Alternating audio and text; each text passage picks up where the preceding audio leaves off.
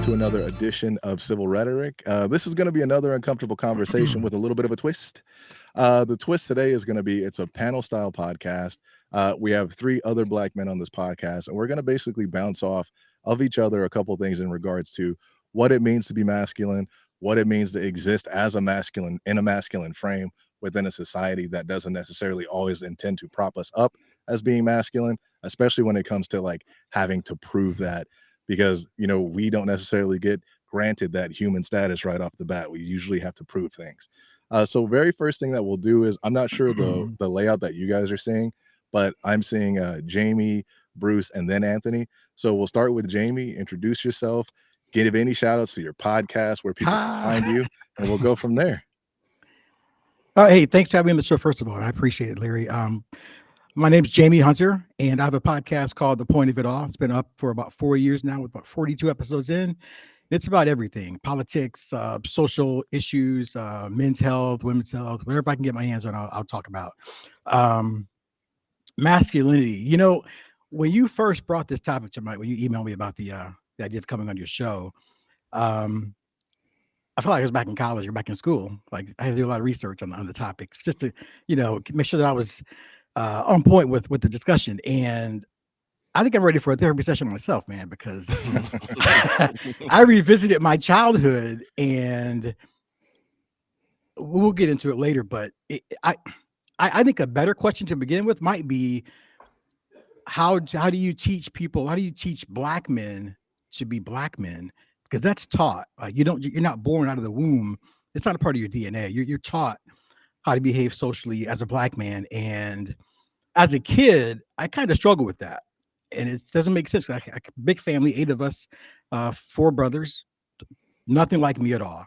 I'm the only one, I think, that had that issue with relating to other black people as a child and coming up in my early 20s. So I'm excited to hear you guys' thoughts on this as well. And let's get to it. Yeah, I'm definitely looking forward to it. As each of you all know, I've actually struggled with that myself. Pretty much had to kind of create I guess an avatar of myself to where before I was able to even get to a point talking to people the way I'm talking to you now, there was a lot of code switching. I'd go from being in a neighborhood that was, below the economic line.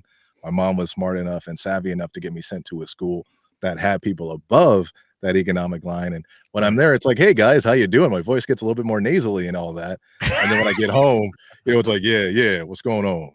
And like that switch. And at the time, I remember feeling massive amounts of shame at that time. So I think that's something that, I think that was also part of the just surviving as a black man. I mean, you had to do that sometimes. And yeah. And it's an unfortunate circumstance because when you have to quote unquote prove yourself, like I've never heard a white or a Mexican or an Asian person tell me, you know what, hey, I had to prove my whiteness or prove my brownness or prove my yellowness. And I don't know why that sounds racist, but prove my Asianness. Only because it is.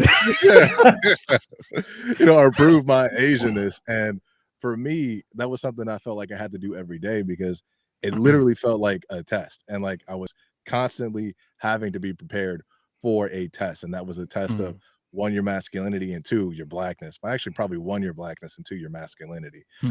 Bruce, we'll go to you next. Yeah. Hi. I'm really happy to be here. I think this is going to be a great conversation. I'm really excited for it. I am an authenticity coach. So I struggled a lot with what we're all talking about today, which is finding your identity and figuring out how to fit in with other groups of people. What I've learned for myself is that my neurodiversity, being ADHD, has played a huge role in that. I haven't talked about it as far as race comes, but I think it's a huge piece of the puzzle because I've always struggled in picking up those social cues that make you fit into those groups.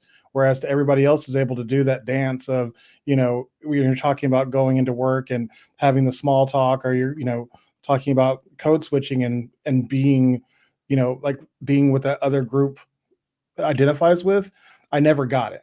Like, I thought I understood it. And so I would, I'd mask and I'd pretend that I was this or that. And it never came across as genuine because that's not who I was.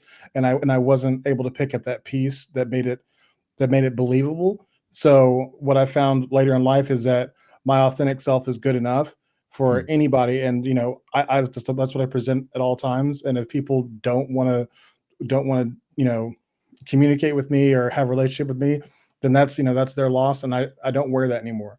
So I have a podcast as well. My podcast is called Authentic on Air with Bruce Alexander, and I'm in my third and a half month now. I've got about 30 episodes down, but I've only released 15. And I am very excited to be here. And I love talking about uncomfortable things because every time I have a conversation like this, it refreshes my belief that being yourself is the answer to almost all problems. Yeah, that's something I can agree with. And I think that, especially for younger men in general, but black men in particular, if they have an opportunity to be able to find that comfortability in themselves, that's going to be a major leap. I mean, I think that having that confidence, which is something that I've noticed within my community and what I've been surrounded by, is not there. Like the fact that you have to wake up and when you go outside, you have to put that mean mug on and you have to look intimidating so that you can kind of keep away like someone having an issue with you. And I think that it's such a backwards idea and that it limits us and it prevents us from being able to grow. Like we are more than just being, great songwriters or great dancers or great singers. Black culture encompasses, and Neil deGrasse Tyson's actually spoke about this, all the extremes. And if you take a look at it, like Nigerians, when you compare them to like the American white male, Nigerians actually outpace them in just about everything that you would say that is traditional Western culture. And for us in Black America, you'll have that. You'll have the vast extremes of somebody who hasn't even graduated from grade school to where you can run into somebody like a Neil deGrasse Tyson, who also is an accomplished Greco-Roman wrestler. So like we have the ability to actually be extremely diverse and multifaceted. But the breakdown of that family, it's been a struggle, for us within our culture. And then Anthony, as the youngest man in the podcast, we'll go ahead and slide on over to you. Hey, hello, I'm Anthony Elliott. I actually also have a podcast, the Mediocre Gamer Podcast, over on YouTube. Me and my man AJ talk about video games, talking about thank you so much. I'm glad we got a fellow gamer here. Absolutely. Kind of speaking to just masculinity as a Black man and also kind of painting that picture of yourself, right? I had to learn very early on that just because I like, for example, video games, I was always like super into like just weird music. I would listen to like Aqua unironically. I'd be like, yo, this is catchy, dog. But all my friends like would be in the Webby, and like this was when Wayne, like the Carter 3 just came out. Like, so yeah, no, figuring out that me liking whatever I like doesn't mean that I'm less of what I am, which is, a Black man in America. 100%. I mean, I can relate to you on the music tip. I literally would be on the school bus, bobbing my head like I was listening to Pac, and it would be like in sync. Like every now and then. Tell me why, bro. They I don't have even know if catchy that's songs. actually in sync. Yeah, I knew what music to play around who, so I can relate. I can relate. I even catch myself doing that now because like I have an older car that like I've done some stuff to, and like I put a system in it, and then like when I'm driving home, I'm like, let me maybe put on some country, and then as I'm on the freeway, I listen to whatever I feel like, and then if I'm in a neighborhood like I grew up in, it's like, okay, maybe I can go ahead and play some like. And it's funny, earlier when it was like shout out to Future, is because the song God, I can't think of the damn song now, but it's something about I got two of them or me too, something like that. And I love playing that song because like it's a great song to drive to. Outside of that, though, it does put you in a pretty negative headspace. But yeah, that's most Future songs. Yeah, no. Listen, I pulled up to my house. I'm staying in not the bestest of areas, but I pulled up to my house playing Ed Sheeran, and I was like, you know what? We gonna stick it out. We gonna make it happen. I mean, Usher, was it Usher that brought Ed Sheeran up? Usher, Jamie Foxx. Yeah, no. Ed Sheeran's been through the gambit of Black American entertainers. I mean, most white entertainers have. So. Yeah, no, that's another episode of the podcast. It's interesting that you guys have all brought up music and entertainers, but look at what we all choose to define Blackness, though, or whiteness. I mean, it's just all wrong. I mean, it shouldn't matter. I didn't bring it up, but I agree with you. The 10 poles of what hold up Black culture, and on the larger scale, are our entertainers and our athletes, because they're performers, and that goes back for me to the minstrel show days where white people want us to be performing for them, and we bought into what they want for us. Like what they prized became what we prized. And we've even gotten to a point of self-hate where whenever, like, most of us have probably heard, because we're educated, because we speak with diction, we've been told that we're not black. And that's, that to Yeah. me is that self-hate of, well, we don't, if you're not an athlete or an entertainer, then we don't want you to be anything else. So that's It's not Yeah. so much as an adult I get that, but as a kid coming up, I got Mm. that a lot. Like, it was just hard to fit in because I didn't talk like, you know, I don't want to say black, but I didn't use the same, you know, any of it, cadence, yeah, you know what I mean? vocabulary, Yeah. So, the and I struggled all with that. I struggled with that for a long time. And even in my early 20s, I still had the temper, play the back and forth switching game to what language I used around who and so on and so forth. Yeah, it took a while for me to actually even get to where I can break that because I didn't even really notice I was doing it. I just realized that at the end of the day, you'd Yeah. feel like it's like this weird feeling in the pit of your stomach to where it's just like you're not being your authentic self, as like Bruce would say. And I think that doing that adds an amount of unnecessary anxiety to an Yeah. already anxious way of living in American culture. And it's unfortunate, It was just a that's way why. of maybe defending myself or putting up a guard so that I wasn't, thrown out of the group for not talking like everybody else are, You so know, it's Oh, Yeah, I mean, survival. it's self-defense 100%. 100% mechanism. about Yeah. survival. Yeah, so it's Yeah. about survival, and that what I find is funny is that as much as it does allow you to survive, it makes sure that you can never thrive. Like while you're while you're buying into that mentality, if you can't ever actually be yourself, how are you supposed to like claim the potential that you have? Because you're trying to be somebody else, and Yeah. that True. that position's filled. Like if you're being trying to be like this other person, they're that person, and you're trying to take on their power by doing what they do, and that's impossible. As I was prepping for Agreed. this podcast, I went back to my childhood and my early adult life. I'm 53 years old, by the way, and I realized like last night or the day before that, you know what? I'm Carlton Banks. Like Carlton Banks in the Fresh Prince. Like, how did that happen? It's crazy because Will Smith kind of went through something similar. I don't know if y'all remember Oh, that album he really? had, Lost and Found. Y'all remember that album, 2005? Yeah. Yeah, no, the whole album, he's just like, I rap too. Like it's, he'd already made Men in Black. He already made like all of these successful movies, but like people Hmm. forget Will Smith's the first rapper to win a Grammy. That's what people Yep. Oh, people don't wow. give him his credit as a rapper.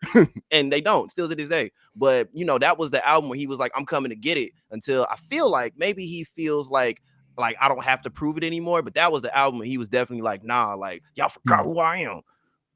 And Yeah, I that had Mr. Nice Guy on it, right? Where he That was like had Mr. dissing Nice Guy, that Eminem. had Yeah. Switch, that had it had a bunch of Switch pop was songs. my jam. I love that. That was a bop. Yeah. But I was watching an interview with him today from I think it was around 2015, where he was on it was like the actors studio or something like that, and he was talking about all this stuff that really kind of was telling today with what he's going through, all these things about kind of being himself, and being recognized as a rapper, and all these things that, like, looking backwards, you could tell that he was struggling with those things. And Hmm. and he got a woman in his life that like I've talked about this on my podcast, how whenever you're not able to make decisions for yourself, people who kind of crave that power over you will start to fill the gap. Yeah. And it seems like that's what he got trapped in, is he got caught with a very powerful mind, which I think that she is a powerful mind, and maybe intelligent to the point of insidiousness, that she was able to like kind of control all that narrative for him and kind of build him up to what she wanted him to be, so she could kind of puppet him. And that it's really tragic. That kind of goes into what Larry had us kind of all prompt us with leading into this podcast, with what does it mean to be masculine, and kind of tie it back to Will Smith. I feel like Will Smith is well, let me bring it back for a second, because for me, I feel that masculinity, especially as a black man, especially in America, masculinity looks like leadership, period. You are the head of your pack, you're the head of your household, you are the example, right? And I feel like Will Smith does that a lot, right? By leading, by being quiet a lot. Will Smith is like, up until probably the past 2 or 3 years, like he had been the silent movie star. You didn't see him until he was promoting I Am Legend or Men in Black 79. Like you didn't hear from him until we had the next movie coming out, right? And so now I feel like he's like, you know what? I'm gonna do what I want, right? And so even with someone like a Jada, and granted, I'm not in the Smith household. I don't know what goes on behind closed doors. But what I will say is it feels like a lot of times Jada does do a lot of things to embarrass Will in more than one instance. This latest thing with the whole book thing and the whole Tupac's Your Soulmate thing. Like this is just like a recent band of just kind of things. But I feel like Will has kind of led the charge and has been like, yo, like that's my woman at the end of the day, period. I don't care what y'all got to say about it. You gonna roll? Yeah, that's one thing I'll take the hat off for him. He's electing, even to his own detriment, to stick by what he chose. So that is one thing. Consistency, I could give him a thumbs up for consistency. Is that healthy though? Is that healthy? No, I don't think it's healthy at all. Like the level to which, like I think it's almost like Stockholm syndrome. Like I think that he has become so indebted to her, for providing a place where he felt loved, even though it seems like, and this is all allegedly, and it seems like very manipulative love that was not unconditional. That now that things are starting to come out, she's becoming more and more distanced from him, and he's trying harder and harder to prove that he's still what she wants him to be. We also got to remember they have an open relationship. Will doing what he want out here, but we don't got to talk about that part. Yeah. Man, do you think he is though? Because yes, like so many have come up for Jada, and who we heard about that Will was hooking up with Margot Robbie. Really? Yes, you didn't. What dog? Yeah, see, okay then, boom. He having his way out here. Okay. He had a whole freestyle. He's just like, yeah, I might turn Mormon bag, Rihanna, whoever, blah, blah, blah. Stopped in the voice room, was mind your damn business. Like, Will having his way out here. Don't let Jada fool you. No, I could see that he's definitely, and he's Will Smith. So like definitely somebody, even just to have him as a notch is gonna go. That's for a notch. Just like that's Will Smith. It's like, yeah, I hooked up with Will Smith. But for me, it's like the fact that he is actually going about it and being, I would say, polite by not like just waving it around in everyone's face when you have her. And it's like, I understand they have an open relationship, so I can't even really necessarily judge. I can just say that the way that she is allowed to operate is not something that I could personally accept, because it's like a lack of respect for your partner. And I'm not even on some like the woman needs to listen to the man type shit. Just the amount of just disrespect and openness in which he talks about it. And it seems like to make money. And I think for me, that is the biggest thing, is like the chasing of fame and the chasing of money. It wouldn't be worth my family. Like, even if I stepped out on my wife, that would be something I would never tell her. That'd be never something I would, publicize, even if it meant I can get like 1 million followers or a couple $100,000. I wouldn't want to sacrifice, I guess, my own pride. Like, it's like my own moral code, but then again, I would also never step out because that's just not me. Yeah. It's like there's a lot that goes with it. I understand if it works for him, it goes. But any videos that I've seen him in where she has him, he looks so defeated. Like, he just looks like, why you got to record me right now, Jada? I didn't want to. And it's like she still posted the video. I'm like, what? But it's Mike Turner. He's there for all of it, though. He's not protesting on. I mean, as far as you know. I think for me, what's so hard about it is that they have an open relationship. That's between them, whatever. But handling your business in your relationship is supposed to happen, between the two of you. And it's not doors. Yeah. It's not like she I will be the first one to say that I have been unfaithful to my wife before, but it's something that we've handled, we've moved on from, and I've become a better man because of it. It's not something that I'm working through on air of some talk show with other women. That to me is just so disrespectful of the marriage. Whether it's open or closed, there are certain things that you're supposed to do together. And then he's finding out stuff as it's happening with the with the rest of the world. Like, that's jacked up, man. That's crazy. Listen, I'm not saying as a man that I feel that Jada's in the right, but what I am saying is, if the roles were reversed and Will was airing out what he felt like airing out while Jada was this massive superstar, if Jada was Margot Robbie and Will Smith was Jada, like, I feel like we would feel a different way. I don't know. Jada is not like an unfamous person. She has got like a pretty good catalog of stuff that she's done. 100%. So I don't. It's not like she's nobody. Yeah. Set it off. Yeah, set it off. It's good. No, but I'm for me, if Will Smith was doing this to her, like even at the level that they're both at now, if those things were the same and he was the one doing it, his career would be over. Way. His career would be over for sure, because he's a guy. Like, and like you can't do that. But also for me, I just wouldn't mess with that either because you like even if you don't like the person, if you've been with somebody for that long, you guys at least should be able to be civil. And I think doing that the way that it's been going across or coming across, it hasn't seemed civil. Like, I mean, I wouldn't do that. Like, even if my wife and I, like, when I argue with my wife, I don't argue with my wife in the middle of a restaurant. I argue with my wife when we get home Yeah, because yeah. I don't want to embarrass her and I wouldn't want her to embarrass me. And like, that's just how I look at it. I think that the route that they're taking, and it might be for money. It might be why he's Yeah, I was not gonna ask, why do you saying think they're anything. still together? Why are they still going through the motions if it's not even a real relationship? Why are they even? I think that my guess would be the kids. Like, I think Kids Will are grown though. The kids are I was but I grown. gonna say, mean, but how, like, my parents are divorced, like, and I think that relationship has suffered continually, even past the time whenever I moved out, because they were never able to have a conversation. Like, it made my life stressful.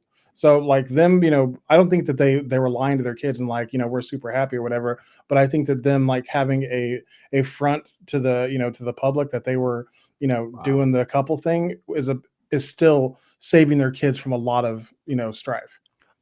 so okay, this is gonna sound crazy. I think they actually love each other, but how many of us are married in here? How many? Everybody except for me. I got a girlfriend I live with though.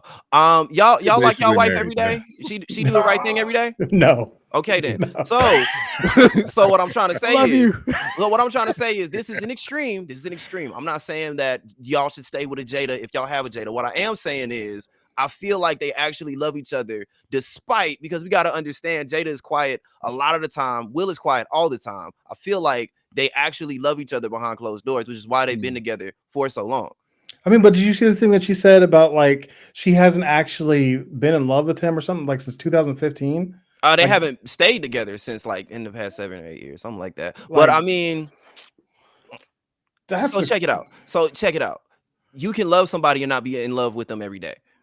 yeah, but That's fair. That's fair. 7 years is a long time not to be in love with somebody and still be married to them. She ain't say it was continuous. She said it might have been on and off. She might Yeah, have had to that's pump the true. brakes on the love That's for true. like a weekend and get it cracking. What does But, it say about Will's masculinity? I mean, what do you guys think of him as a black man? For me, I mean, listen, he done that's still Will smacked Chris Smith. Rock on live TV. What are we talking about? Like, that's the most slapped him. He masculine didn't thing punch you him, can though. do. That's some No, James Bond type shit. no. Hold I up, now listen. disagree. Hold up, listen. I'm not saying that's Disagree. slap Slapped him. behavior He we didn't need even to punch him. encourage, but that's masculine. What? No, let me tell you why it wasn't masculine. Okay. Because he was laughing his ass off at that joke. Yes. Until Jada Yes. looked at him. Yes. That was not him stepping fake. up and protecting fake. his wife. I don't think it was fake. I think it was a reaction to what she was doing. I think he reacted and was like, "Oh shit, I'm not going to act masculine at this point. Instead, I'm going to try to make up to my wife, who her opinion matters more to me than myself, more to me than what I think about anything in this world. So I'm gonna overreact to try to get back in her good graces. That's why That's not masculine to me. That's why I say it was for sure. It wasn't an authentic feeling you had. It's like, I gotta save my face. So let's check this out. If we're gonna take everything Jada say at face value, which I feel like we have for a considerable amount of things, and I'm not saying we can. I'm just saying if we have, let's just continue the fact that when when Will smacked Chris Rock, Jada was laughing because Jada was just like, "What?" It was just like, yeah, like, why did you do that? Jada has said multiple times, he ain't do that for me. Like, what? Like, I agree. I agree. I think I agree with that too. I don't think that she expected him to react that way. I think that she expected him to stop laughing and be defensive of her, and he didn't know what to do. So he just was like, all right. Yeah. So he was like, what's the biggest, show of grandeur I can make to show her like, oh, you're right, this wasn't funny. And then he did what he did.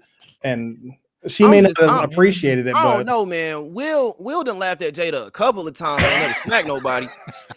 I don't know, man. The fact that he did smack Chris worldwide Rock, audience. Yeah, it's like, to me, the reason why it was the least masculine thing you can do is because if I genuinely have an issue with something that somebody says, and one, you punch him, and two, you don't do it in that scenario, because as black men, we understand that we are seen as a monolith.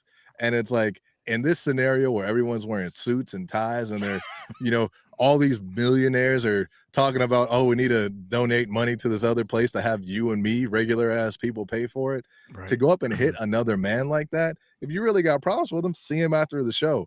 Like it doesn't have to be on TV to be Yeah. this whole like song and dance kind of thing. I've never been the kind of guy that where like if I like basketball, for example, I'm not very good at it, but I used to play it a lot when I was younger. Right. And I never would talk on the court. If somebody wants to run up and try to push me or whatever, okay, that's fine. But as soon as this game is over, I'm gonna wait for your ass in the parking Larry. lot. Well, to me, the most masculine thing he could have done was to sat down across from Chris and had a conversation. Like that. Agreed. That to me, what masculinity actually is. It's not acting like violently to prove a point. It's saying, "Hey, man, like what you did hurt me." Like it for me, masculinity is vulnerable. Like 100%. for Black culture, it has been very much the opposite. We've been brought up and taught that we are not supposed to talk about our feelings as Black men. It's been all over the media that whenever Black men talk about their emotions, they're pussies, or that shit is gay, or everything that could possibly be done to stigmatize being vulnerable has been done to Black men. So to me, being able to step up, especially since they have a history, they know each other, to say like, hey, we're supposed to be boys. Like, that's my wife, man. Like that joke wasn't, it was too personal. Hmm. I have a quick question. Yeah. Have y'all ever had someone disrespect your wife in your face? Once. No, I Once? have not. Larry, I've had how'd you once. handle that, Larry? How'd you handle that? With out incriminating myself. Okay, yeah, okay, cool. Plead the fifth. I got you. So what I'm Yeah. saying is, listen, Yeah. I ain't never been to the I'm Oscars.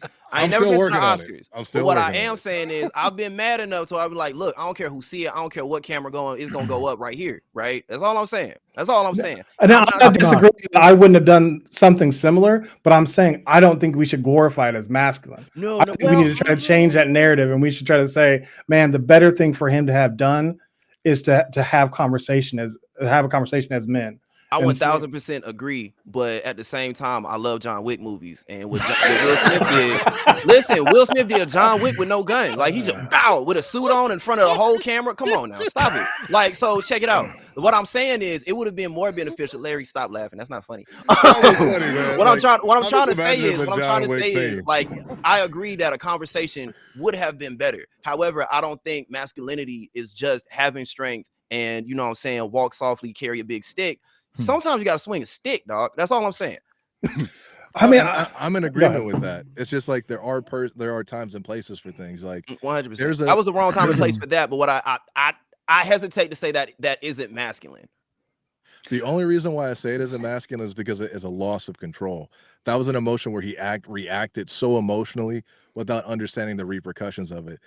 I mean, in all reality, he should have been arrested.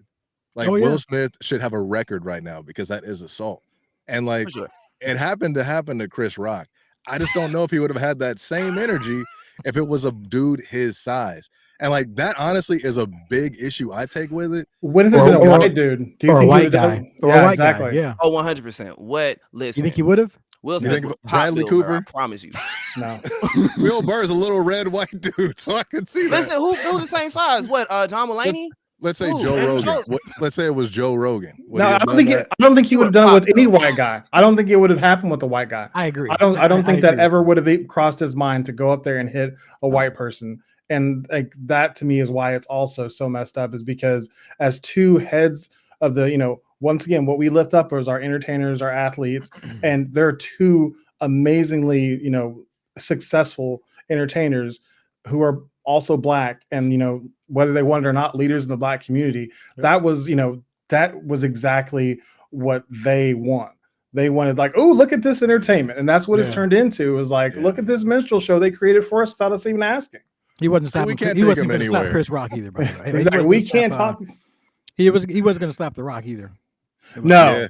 No, Nah, it was He knew what he was Nah, doing. Sit his nah, ass He knew what he down. was But see, doing. the problem is the Rock Samoan though. I don't care how big he is. He's Samoan. They different. Samoan and Black. His dad. Samoan is- and Black, bro. He can grow an Yeah. afro and like hum some songs, bro. It's a rap, bro. I'm not playing with that. He calling You all would have got up types there of with that ancestors. haka. I'm not playing with that. Him Bro. over. Polynesian, African, everybody. We know. We got them out here, especially like in Long Beach, because there's even a rap group called the Booyah Tribe. Yo, Which is shout out 'cause- Booyah Tribe. Oh, you know 'em? Okay, there we go. Like there's a ton of Samoan like Crips in Long Beach, Oh, wow. Los Yo, they're Angeles. Crips in Honolulu, dog. That's terrifying. Like a Samoan crib, that's too much. Yeah, no, they're it's not in little. Honolulu, dog. All of them know how to fight. They're not little. They just like lay you out and then put a lay on you, and it's just it's a What wrap. you gonna do? The funny thing is, Anthony, remember we had the conversation where I was playing in high school. We went to we went to a game in LA, and then all the guys on my team got their shoes stolen. Mm-hmm. Those were Samoan Crips. Because you're not gonna stop them. What you gonna do? Me, I'll take an ass whooping. That's I'm, just me man, listen, personally. hey, Not nah, over some bro. shoes. You can have them. Right. All I'm saying is, bro, you gotta shoot one of them. That's all I'm saying. Like, you can't. It ain't no fair fight with no Samoan, bro. I'm not fighting a Samoan under no It's circumstances. like fighting 2 or 3 people. Bro, They're Haitians just and wide Samoans, individuals. I'm not playing with in my life ever. Haitians in general, I'm not trying to get cursed or get a root put on me afterwards. Not the roots. Not the roots. Listen, bro. Listen, there's two groups of people, Haitians and Samoans. Never in my life. We listen. We gonna have to talk that out because I'm not fighting you. now he wants to talk it out. Listen, talking it out is the best way. I'm just saying. I don't know. I'm just saying, talking out is the best way, and there is a masculine way to talk it out. The mafia used to have sit downs with members. Yes. I'm just saying, I don't know if I would handle that a masculine way though. I'll be like, listen, I know y'all can fight me and take this, but listen, let's talk about this. I can get you a down payment on my shoes. We can work this out a different way. I swear to God, Anthony, like legitimately, man, you need to just get out there. The amount of just you got really good timing. Oh, thank you. Quick-witted, brother. Like Stand legit. up. Like, yeah, you need to get listen. out there, I've been watching a lot of stand-up comedy, taking notes on how to do the stand-up thing. So you No know, doubt. it might be in my near future. We'll see. All right, if you're a fan of podcast, if you've ever seen Kill Tony on YouTube, Oh, that yes. is Yeah. that's my jam right now, and you can Mhm. see so many ways to do stand-up comedy wrong. Like Oh, you yeah. can, if you got timing like you do, I think you could pretty quickly do the thing. Man, listen, my girl like gets mad at me because she'll come home from work and I'm like, all right, great, let's watch Don't Tell Comedy, let's watch Kill Tony, let's watch all of these different things. She'll be like, you've been watching a lot of stand-up comedy recently. It's like, yeah.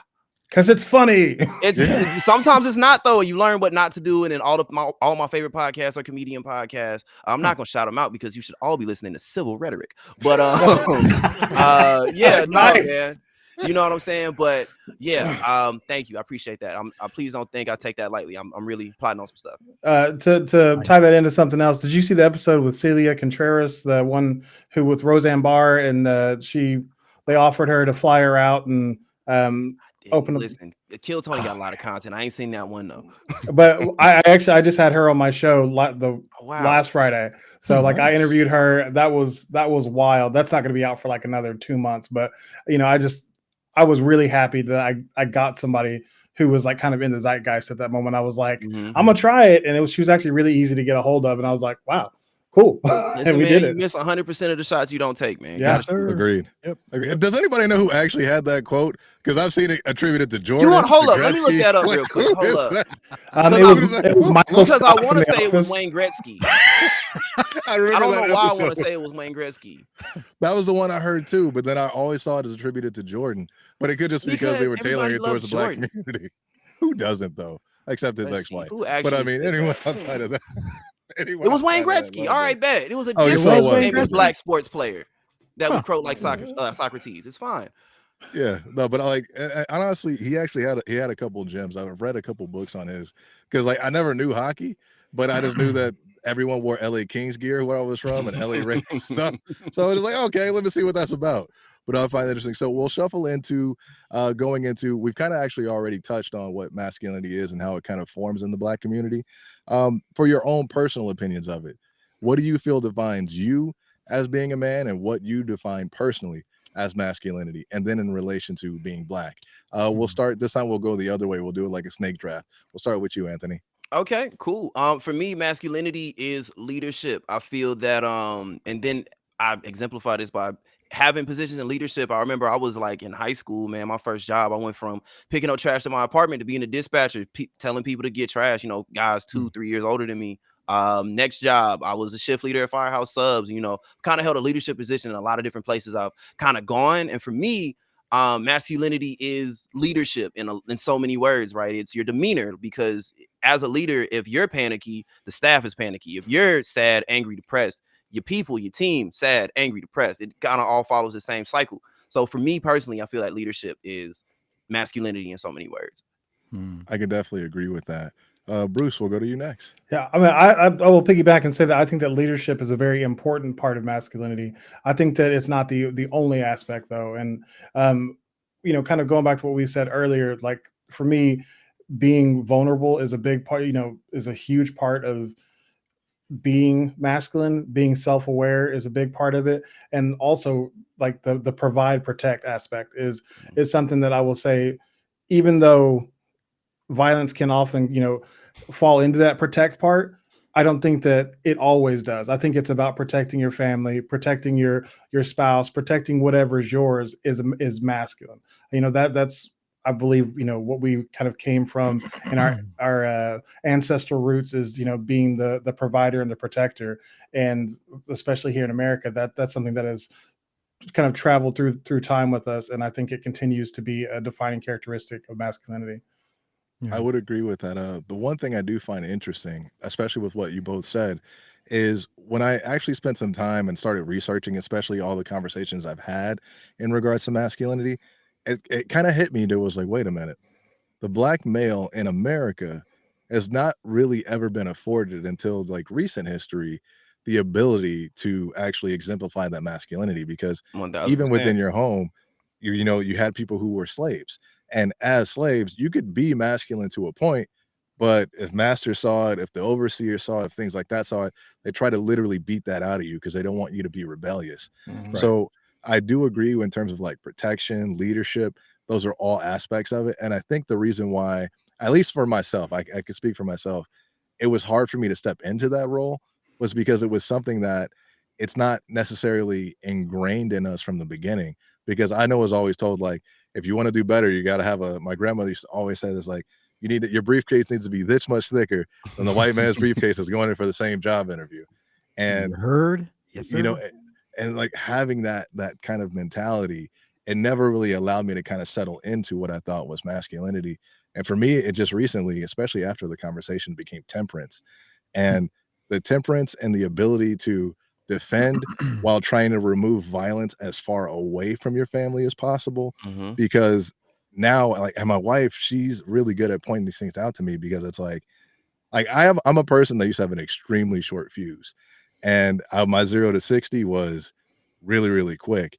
And when that would occur, it would be like, at the time, it's like we were dating before we bought a house, before we owned property and stuff. It was like, okay, no big deal. She's like, oh, I think that's kind of hot. And now it's like, well, you go to jail, I'm gonna have to put the house up to bail you out. And it's like all these different things. And it's like then your opportunities then become limited because you now have a record. And like there are all these things that she's put into perspective for me. I'm like, damn.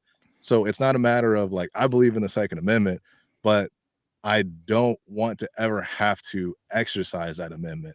And it's not because I don't think I can deal with, having to usher someone on to the other side. It's a little bit more of I don't want to have to deal with the upper room. I don't want to have to deal with the Right. with the consequences that come around that from living in a society. That's why with Jaime, when he mentioned like if there was a civil war and like everything was kind of suspended, like purge level status, it's like, well, if that's the case, well, if it's me or you, it's not Popping gonna off. be me. It's about to go down. Yeah. Yeah. So Jaime, I'm sorry I kind of cut in before you got an No, you're good. opportunity You're good. to go ahead and say It's your show, man. Absolutely. Cut in. I think it's fair to say that a lot of these traits are universal among all of us, among all black men or men in general, leadership, protective of your family and your tribe and, your pack or whatnot. But I will provide a little bit of pushback as far as being in control. When I say in control, I mean in control of my emotions. And to this day, I still have a hard time showing my emotion in front of my family or anyone else, really, because I think it's a sign of weakness. I think it's a sign of, and I know it's not. I mean, I know it's not the way to go up to think about it, but to me, that's just how I was raised. I mean, it's how I was raised with my dad and my brothers, and I just don't show that side of myself unless tragedy is really in the house, and then I got no choice at that point. But as best that I can, you don't see that side of me in public or even within my family. I just don't. My mom passed away a couple years ago. Oh man, I'm sorry. And oh yeah, it was rough. Cancer. And I refused to cry in front of any of my family. Behind closed doors, I did, but in front of my family, I didn't want them to see that side of me. So I thought it might detract from my my worth as a man. You know what I mean? As a black man, masculine wise. So can I ask a question? Are we answering what we think masculinity is in today's society? Or are we answering what it is for to ourselves, to us, yeah. So, Yeah, I mean, I'm our curious because the individuals. way you answered it, it sounds like you disagree with your own definition of masculinity. Like, it's your definition is like controlling your emotions, but that's not what you want it to be. I'm just asking a question. Not trying. No, not at all. No offense taken at all. I don't understand what you're saying. I'm kind of confused what you're. So yeah, you just said like to you masculinity is being control of your emotions, correct? Yes. But you as far as want displaying to, the emotions that I want to display when I want to display them. Like if I don't want to cry in front of someone, I'm not going to. That's just me containing my you emotions. said it's a sign of weakness, but you don't actually think it's a sign of weakness to display your emotions. Like that's kind of that's just a little confusing as to where you're going there. If you don't mind, I think I can actually address it. Okay. I'm actually one and the same with that. That's something that I've been working on because the only emotion I was ever allowed to show was anger. Before that, it's like my grandmother had passed away 13 years ago now, and I My condolences. remember we went to thank you. Like we went to the place and saw her body there, and I went back out to the car with my girlfriend at the time, who was now my wife, and I sat in the car and I gave myself 5 seconds. Like in my head, I was like, "You got 5 seconds," and I bawled for 5 seconds, and after that, I sucked it back up, and I was like, "Okay, let's go to like her brother-in-law's house." Like they were having like a little get together. I was like, "Let's go do that," and that's been something that has always been a part of me because like there's that little voice in the back of my head. Most of the time, it's usually my uncles because I was a kid that used to like I would cry when I was younger, and then I was called every kind of slur, every kind of like punk bitch, every kind of everything to the point to where in my head, whenever I feel like anything is coming on, I like to just kind of bottle that up. And it's not, I know for myself it's not healthy. And I understand like internally that it's not necessarily the best way to go about things, but it's what I've been able to do to get to where I'm at now. And so it's just kind of a part of me. And I am still processing and working through that because I understand the detriment it is to myself internally. But as of right now, it's like if I only speak English, I can only give you words in English. I can't give you words in Spanish or So, Chinese. and then So to it's like chime that. into that, you know what I'm saying? Because Larry, we were talking about this a little bit earlier, but like I've been in therapy for about a year now. Yeah, it'll be a year in November. And yeah, no, keep it 100. That's an old kind of head way of thinking about your Well, it emotions. is. Is that I agree. you know what I'm saying? It's that old guard of just a man's supposed to have all the bills and everything on his back and everything gonna be all right. And we gonna suck it Can on I up. ask, how old are you? I'm 24. Just turned 24 in September. I'm a 24. baby. How about Damn. you guys? Larry, how old are you? Thank Larry? you. How old are you, Larry? 38. 38, I just turned 39. 39.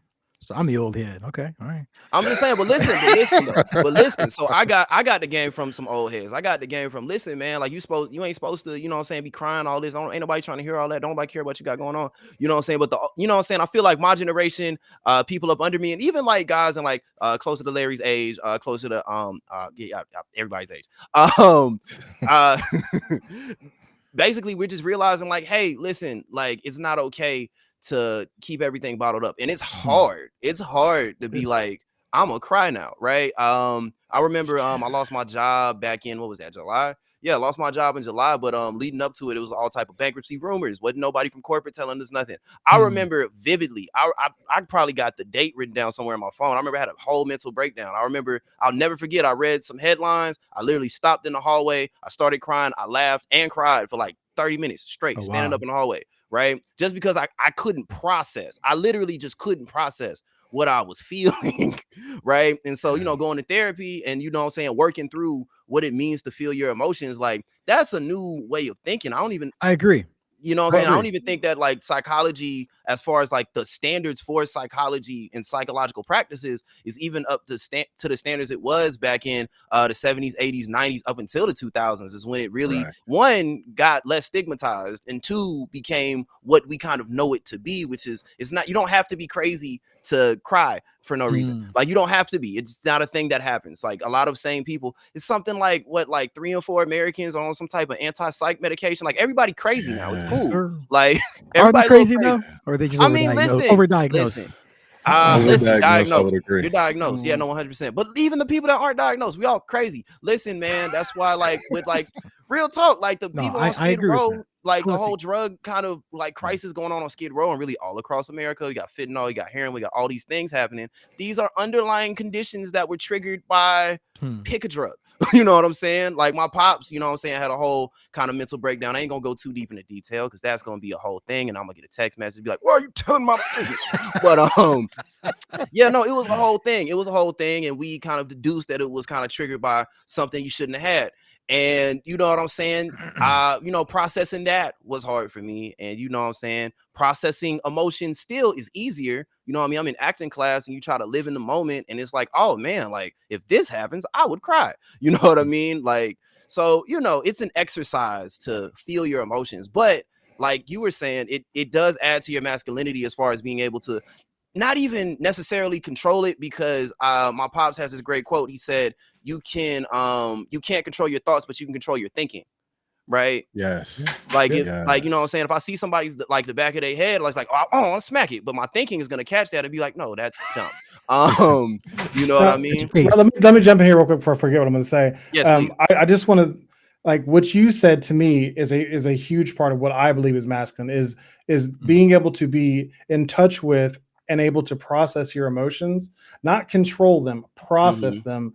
I think is much more masculine than saying I don't cry in front of other people, because sometimes you need to cry in front of other people. That's what you need to do to move, like be able to move through a situation so it doesn't pop up later and act you or cause you to act an ass, because now it's just welled up so big that now you can't control it. Like I think that dealing with your emotions is a masculine thing. Handling your business is masculine, and your business is often between the ears. So that's what I say. I just have a hard time 1000%. coming across as vulnerable. I just have a hard time with that space. It takes practice, man. Listen, and maybe you shouldn't start with crying in front of other people. That's like 0 to 60. But you know, maybe you should just like tell somebody how you feel. You know what I mean? Like that's training wheel steps. You know what I mean? Like me going to therapy was crazy, because like for a long time, like the first 3 or 4 months, shout out to Katie, by the way. I don't know if she's ever gonna see this, but shout out to Katie. Hey, Katie. Katie, kind of like I remember I was going to her 3-4 months, 2-3 times a month, and she was just like, listen, like the entire time we've been talking, there's been a wall. And I was just like, there has. Like my therapist was just like, listen, like you're telling me the truth. I can gather that, but you're not telling me the whole truth. Like it's okay. And you know what I'm saying? That's where it's a practice. You know what I mean? It's not, you're not going to be able to wake up tomorrow and be like, oh, it's not going to happen. It's not going to happen, Jaime. I'm sorry. One of the first exercises in my coaching practice is go tell somebody something true. Like it doesn't matter who it is. You don't even have to know them, but just give them the full truth about something that you've been not sharing with people. Like I'm not going to, air anybody's dirty laundry or say what it needs to be, because that's you. But that's the first step to feeling that feeling of being unburdened. Give me an example of what that looks like. What does it look like? What does that look like? So for me, like my podcast is how I do it often. Like to my audience, I'm often like, so I've got this person coming on and they intimidate me. Right. So I was like, I'm super impressed by this person. So it's part of my intro. It's like, hey, I've got this person on and I'm kind of shook because I respect the hell out of them. And so I'm intimidated right now, but I want to get that out of the air. Like I'm going to get that like out of the way right now. I want to clear the space. So I'm just going to let you say, I respect you so much. And I'm so glad that you're here because I feel like I'm going to learn so much. And now that that's out of the way, we're going to start with this and this. And, it looks different for, my unburdening was brought on by, like I said, there's been some infidelity situations in my relationship in which it was brought to me like, you need to get your shit straight or else you're not going to have a family anymore. Right. And, it wasn't like, it wasn't a threat. It was just like, you keep acting outside of who I know you are because you're hiding. And so it was like, so I had to do a lot of, like you were talking about earlier, I had to do some digging in my childhood, unpack a lot of stuff, go way back and just start laying stuff out. And I realized I had been living a lie for a huge chunk of my life because I'd been putting up walls to protect myself because I was afraid of being hurt.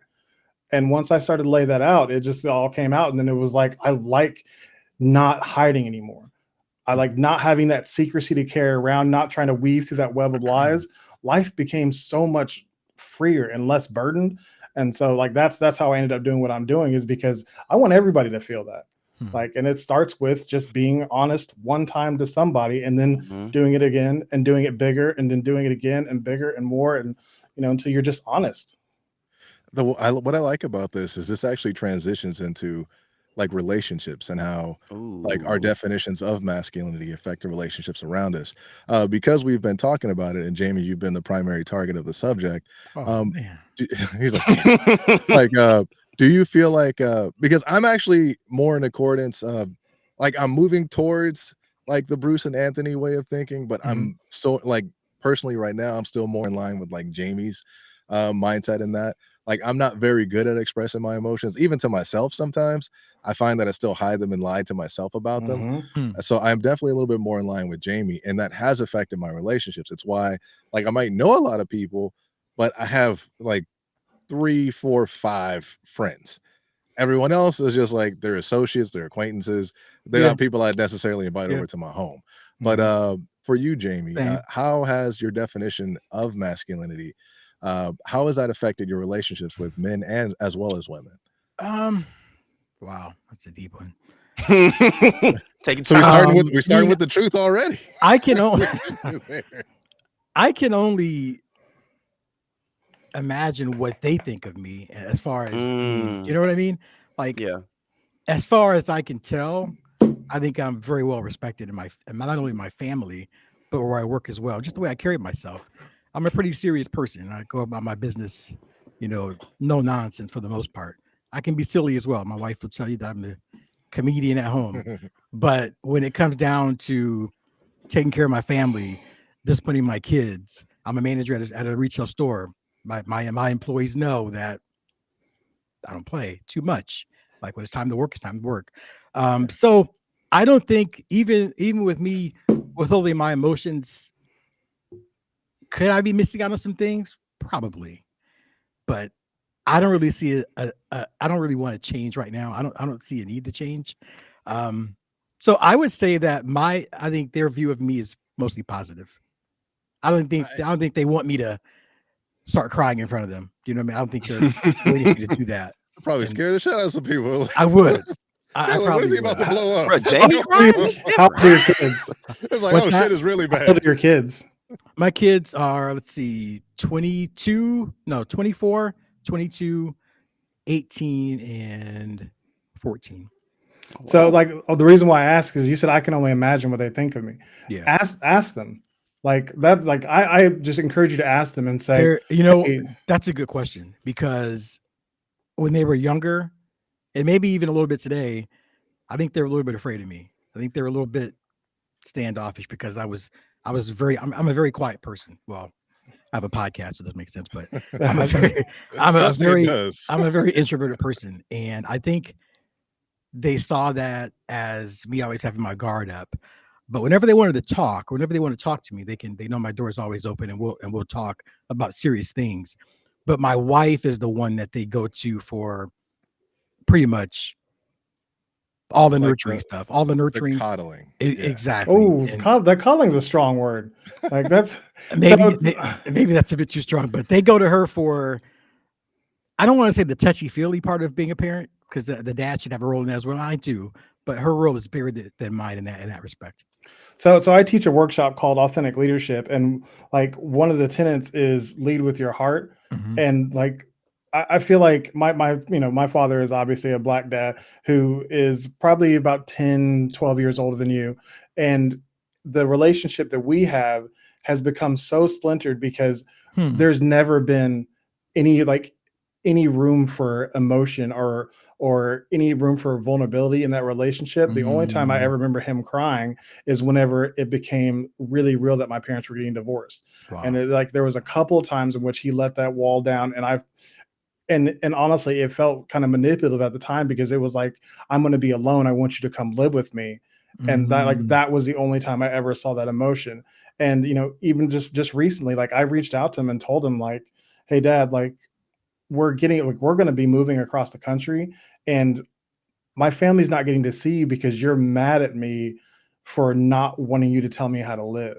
Like I'm almost 40 years old, and he still gets angry because I don't listen to his advice.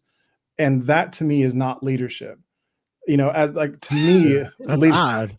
leadership at this point is, saying, hey son, like, I think that this is a bad idea, but you're almost 40 years old. You make your own decisions, and I'm gonna support you, with my love either way. Absolutely. Yeah. And that's not him at all. Oh, wow. But because he won't even have those conversations with me, as soon as I try to talk about how I feel, he completely cuts me off or completely twists my words. And he does the same thing to my brother, so I know I'm not crazy. And it's indicative of this, and it's a big thing in Black culture of not allowing emotion to be part of the parental process. And I think, is he coming from a place of love though, or just manipulation? And no, I think that in his heart he wants the best for me, but he wants his best for me. He thinks that the life he has planned out for me is the best life, as opposed to me. Like, it's like, I'm almost 40 years old. I have a family. I'm married. I have 4 kids. Like, my life is great. Like, I don't have a career as a firefighter anymore. And because of that, he thinks that my life is ruined. Like, he thinks it's game over for me unless I go get a career where I'm clocking 9 to 5, and I'm, me trying to do anything on my own is throwing it away. And he's super angry. That's interesting. Yeah. So I was just curious. Yeah, I'm wondering, Jaime, if you would agree with this. One thing I was thinking about hearing the banter between the two of you is, I know for myself, I don't know how quite to like display that emotional like integrity to other people, but it's more of a, if something like when it counts, like I'm there. Like a friend of mine whose father passed away 2 years ago. Like, I don't hit him up all the time like, hey man, how you doing? I love you. I don't do that. But I was there at the funeral. I was like, and it was a Catholic funeral, so it was long as hell. I was there 3-day funeral. Yeah, like I was there from the very beginning, and I was there. And it's like, if they need anything, you need to get something moved. You need absolutely, like, you need some money, like that. Like, that's the part that I can kind of do. Like, that's what I know I feel comfortable with right now. And I would like to transition to a point, especially with being a new father, to where I can show my son that, like, one, I trust him. I'm just gonna give him tools, and then whatever he does with said tools, if he wants to live under a bridge, I'll make sure that it is the most comfortable, safest bridge that he can live under. But I just want to give him tools to do it. And I wanted to let him know that I trust him, and whatever decisions he makes, that's like something I'll have his back on that, wrong, right, or indifferent. And I think, Jaime, that's more along the lines of like kind of where you are, right? Absolutely. I am always, I am there physically, 100%, even emotionally. I'm just not as available emotionally as my wife is, or perhaps you guys are. You guys are a different place than I am as far as emotions being displayed and whatnot. But if my kids or my wife, no, it's different. With my wife, it's different though. Like, she sees sides of me that my kids don't, because we've been together for so long. So, as it should be. Yeah. Hey man, did you have to take it there? I'm just saying, man. I'm just saying, like, me and my girl, my dog didn't see all the sides that me and my girl have seen of one another. Hey, don't do that. Your dog is not a child. Your dog. I mean, it's not. Listen, I'm not saying it's the same. I'm just saying it's similar. That's all I'm saying. I got you. No, I got you. No, but I feel you. And then Anthony, for yourself, like, actually, Bruce, did I skip over you? I'm sorry. You did. That's all right. I did. It's your show, bro. Turn, please, Bruce. Like, I'm not trying to skip over anybody, because even though it's like, this is a weird thing I've been dealing with in terms of like ownership. It's like, yeah, this is my show, and like, yeah, I put it together and like the editing and all that, but the reality is, what I want to accomplish is I want to make, and like, I know I can't do this, but it's a goal. I want to make it a safe place to where people can have a conversation and obtain like whatever their level of enlightenment is. So I don't want to necessarily have control and like, dictatorship over it. I want it to be something that we can all have like a free form thought. So it's just like, that's why for me, both things can be true. Both things can be true. You're the boss. Yeah, I completely agree. I think it's, as a podcast host, it is, whenever you have other people on the show, it's your job to create a space that is like you want to create, and then to guide the conversation to where that space is being protected or respected. And sometimes that's, navigating to a certain person at a certain point, because that's going to facilitate the best form of that conversation. It's all learned.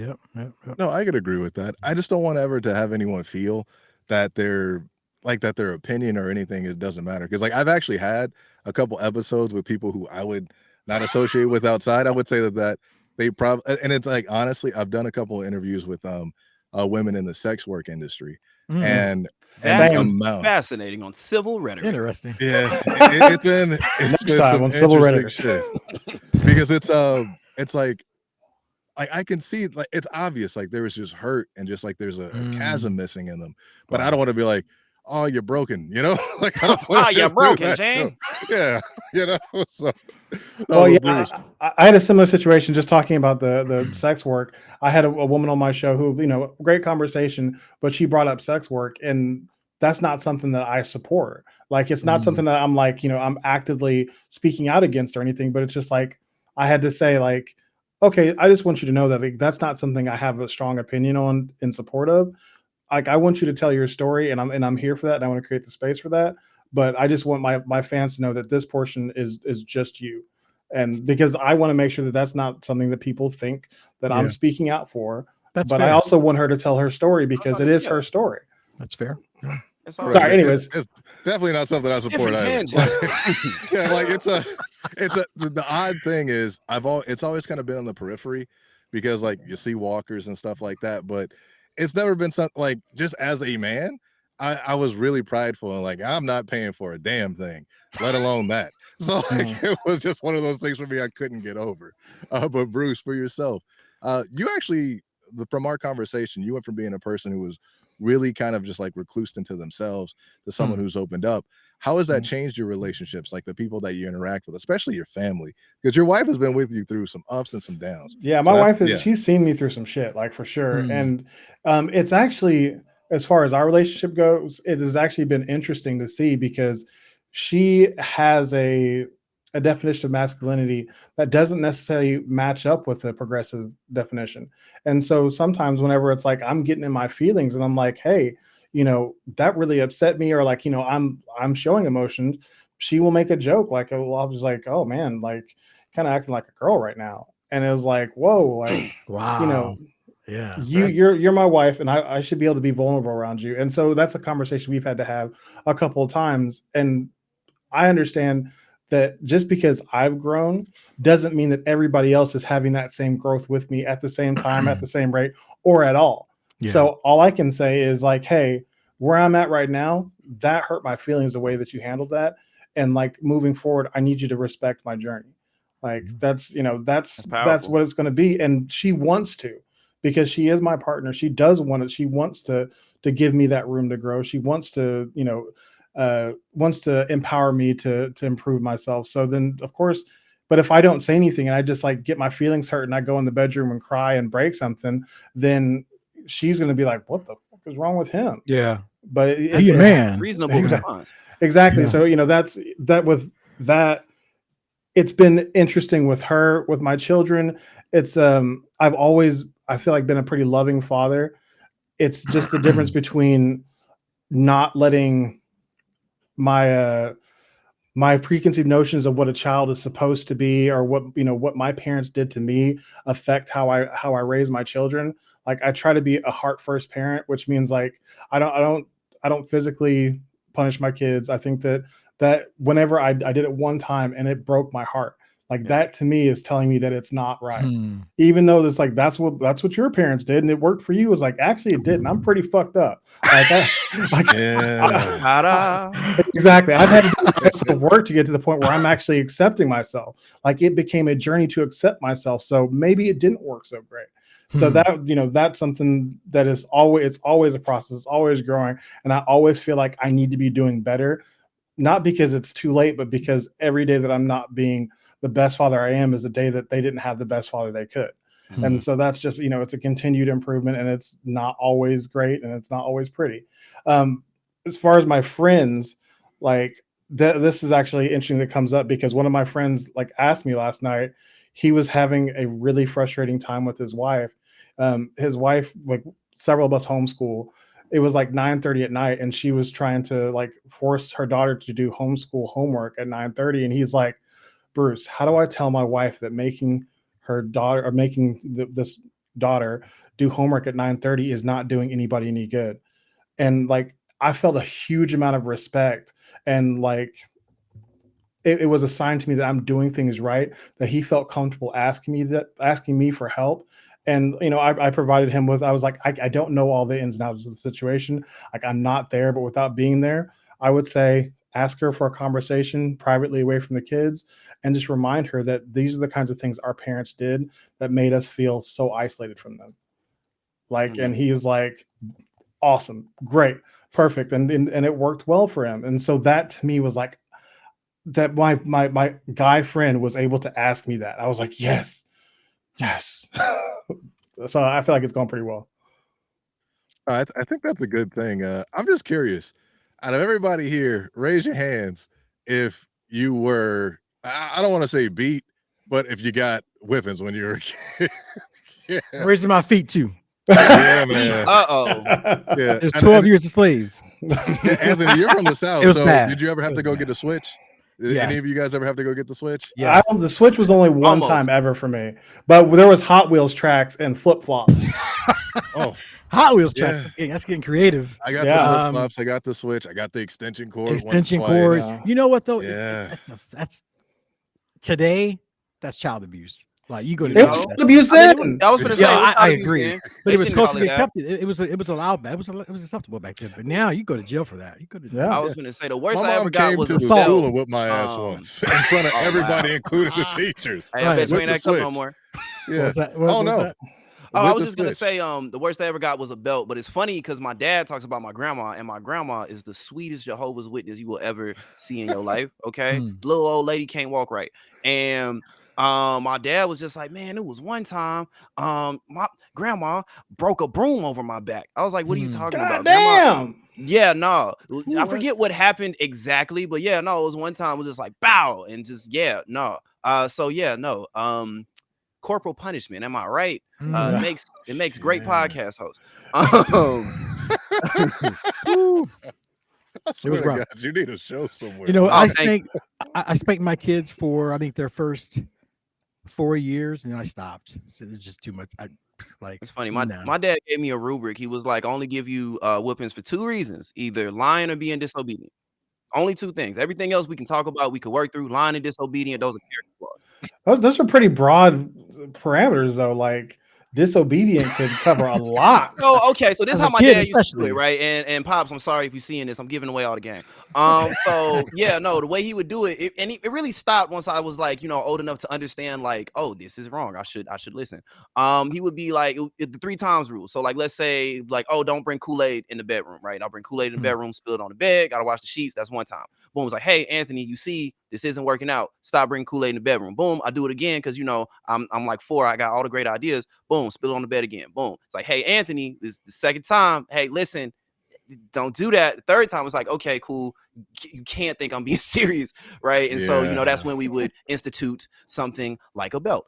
At some point, yeah. At some point, yeah. See, exactly. See, Jamie, you get it. It's not child abuse. It makes sense when I explain it. But yeah, as far as how like my look on masculinity has like affected my relationships, I was telling Larry on our little episode we did. Man, I've dabbled in being a terrible person. I'm talking about bad. I'm talking about it's so funny when like I like all on TikTok, I'll see like, don't lie like you got that dog. And you was like, dog, I used to bite, have fleas. Boy, what you talking about? I was outside. And it's funny because like, I still got, a couple of guy friends that'll come to me like, yo, like what's going on with this? And I got the game from pimps, pushers, and PhD candidates. So I see a lot of sides of the argument, right? And so I still give very great advice. It's a very well-rounded kind of take I have on a lot of things. But as far as how my look on masculinity has affected my relationships for a long time, I was very closed off. I didn't want to talk. I just wanted your presence. And for a long time, I felt empty in relationships because I felt like, oh, like this is normal to be empty and to be with this person who I know loves me, who I really, really rock, who I love, who I really want to see do great things. But it's normal to just be sitting here lonely and be like, You know what I mean? Like this is normal, right? It's normal to Right, have that right. feeling of just like something ain't there. Yeah. And of course, going through therapy and just understanding what that feeling is and where it comes from. It kind of definitely, not even kind of, it definitely helped to help me understand, like, oh, okay, great. You just weren't attended to properly as a child. You were just hit for spilling Kool-Aid. So, but yeah, you know, I feel like my relationships now are good. It's just we had to get there a few different ways, a few different times. But you know, I feel like now we're doing all right. I think that's something that just comes with time because I know for myself, like my wife was actually the very first girl that I've actually really dated. Other than that, it was just kind of Oh yeah, like hopping I around know what you're here and talking about. there. Yeah. And it was like, and it was such a, like you mentioned, that feeling of emptiness. It was that exactly, to the point to where I remember I was talking to one of my best friends now about it, and I was just like, what is the point of all this? Like, what is the point of it all? Shout out to Jamie. Like, what is the point of all this? Like, what does this actually equate to? It's like I got to the point where it's like, man, do I just use my hand or do I actually go drive to go see this girl right now? Use my Is hand. it even gonna be worth it? And It's then it's gonna like be worth it. sometimes Why do you even ask that question? It's worth it every time. not all the time. I mean, like literally, I came to the conclusion at times I was like, I'd service myself, and I'm like, if I still felt like going, I would go, and other than that, I would just go to sleep. And it was just like it was just like it was just really like this disconnected life, like even from like people around me. And I've noticed now, like the friends that like they kind of knew that I was a decent person, like on the inside, despite the fact that they didn't necessarily see the best things of me all the time. And then now the ability to go from being somebody who was not comfortable, not being their authentic selves, and then kind of circling around to finding who I am and what I like to do. And like that in itself has definitely enriched a lot of the relationships that I have because I was just not, it was, I was like fun, but I was not a very, like, I was surface level with everyone. Like, I'd know everything about them, and they would be like, wait a minute, what's your middle name? Like, they don't know shit about Man, me. Larry, listen, man. I promise you, on 3 different instances, I was a yes or a no away from being some OnlyFans managers. That's not an exaggeration. Oh wow. Yes or a no from being effectively a pimp. I mean, it's not pimping. Pimping is a It's whole other pimping. game. It's Oh, pimping. Listen, this Larry, is no, it's pimping. not. No, This it's is not. digital pimping. Behind the computer keyboard. It's pimping. Computer keyboard. But yeah, no, it's been a couple of different times I was a yes or a no away from being that. So yeah, no, Larry, I understand. When I tell you I dabbled in being a terrible person, awful, bad, I wouldn't hang out Yeah. around me for very long periods of time, knowing what I know now. But yeah, you know, shout out to therapy, shout out to understanding just what everybody needs, what you need as a person, you know. How did And you? also Can I, just can I, time. go ahead, I'm sorry. No, go ahead, Jimmy. I was going to ask you, how did you know you needed therapy? Like, what brought you to that point? Everybody needs If therapy. it's not too personal.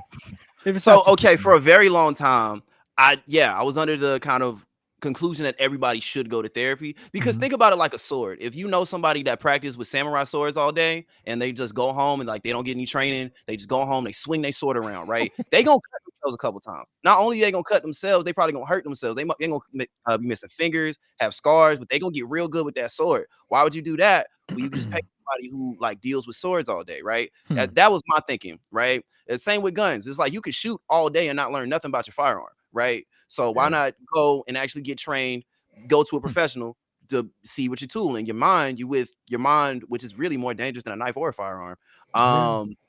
You with that all the time. So I was under the impression of that. So between that, between my pops going through what he went through and me kind of having to go through that process, I was like, yeah, no, something's wrong. And then on top of that, relationship problems. Yeah, no, being a bad person once again. And then this is how I knew that the girl I'm with, my woman, this is how I knew that she was the one I gotta keep, because I wouldn't put this woman through a lot of infidelity, a lot of lying, a lot of all types of stuff.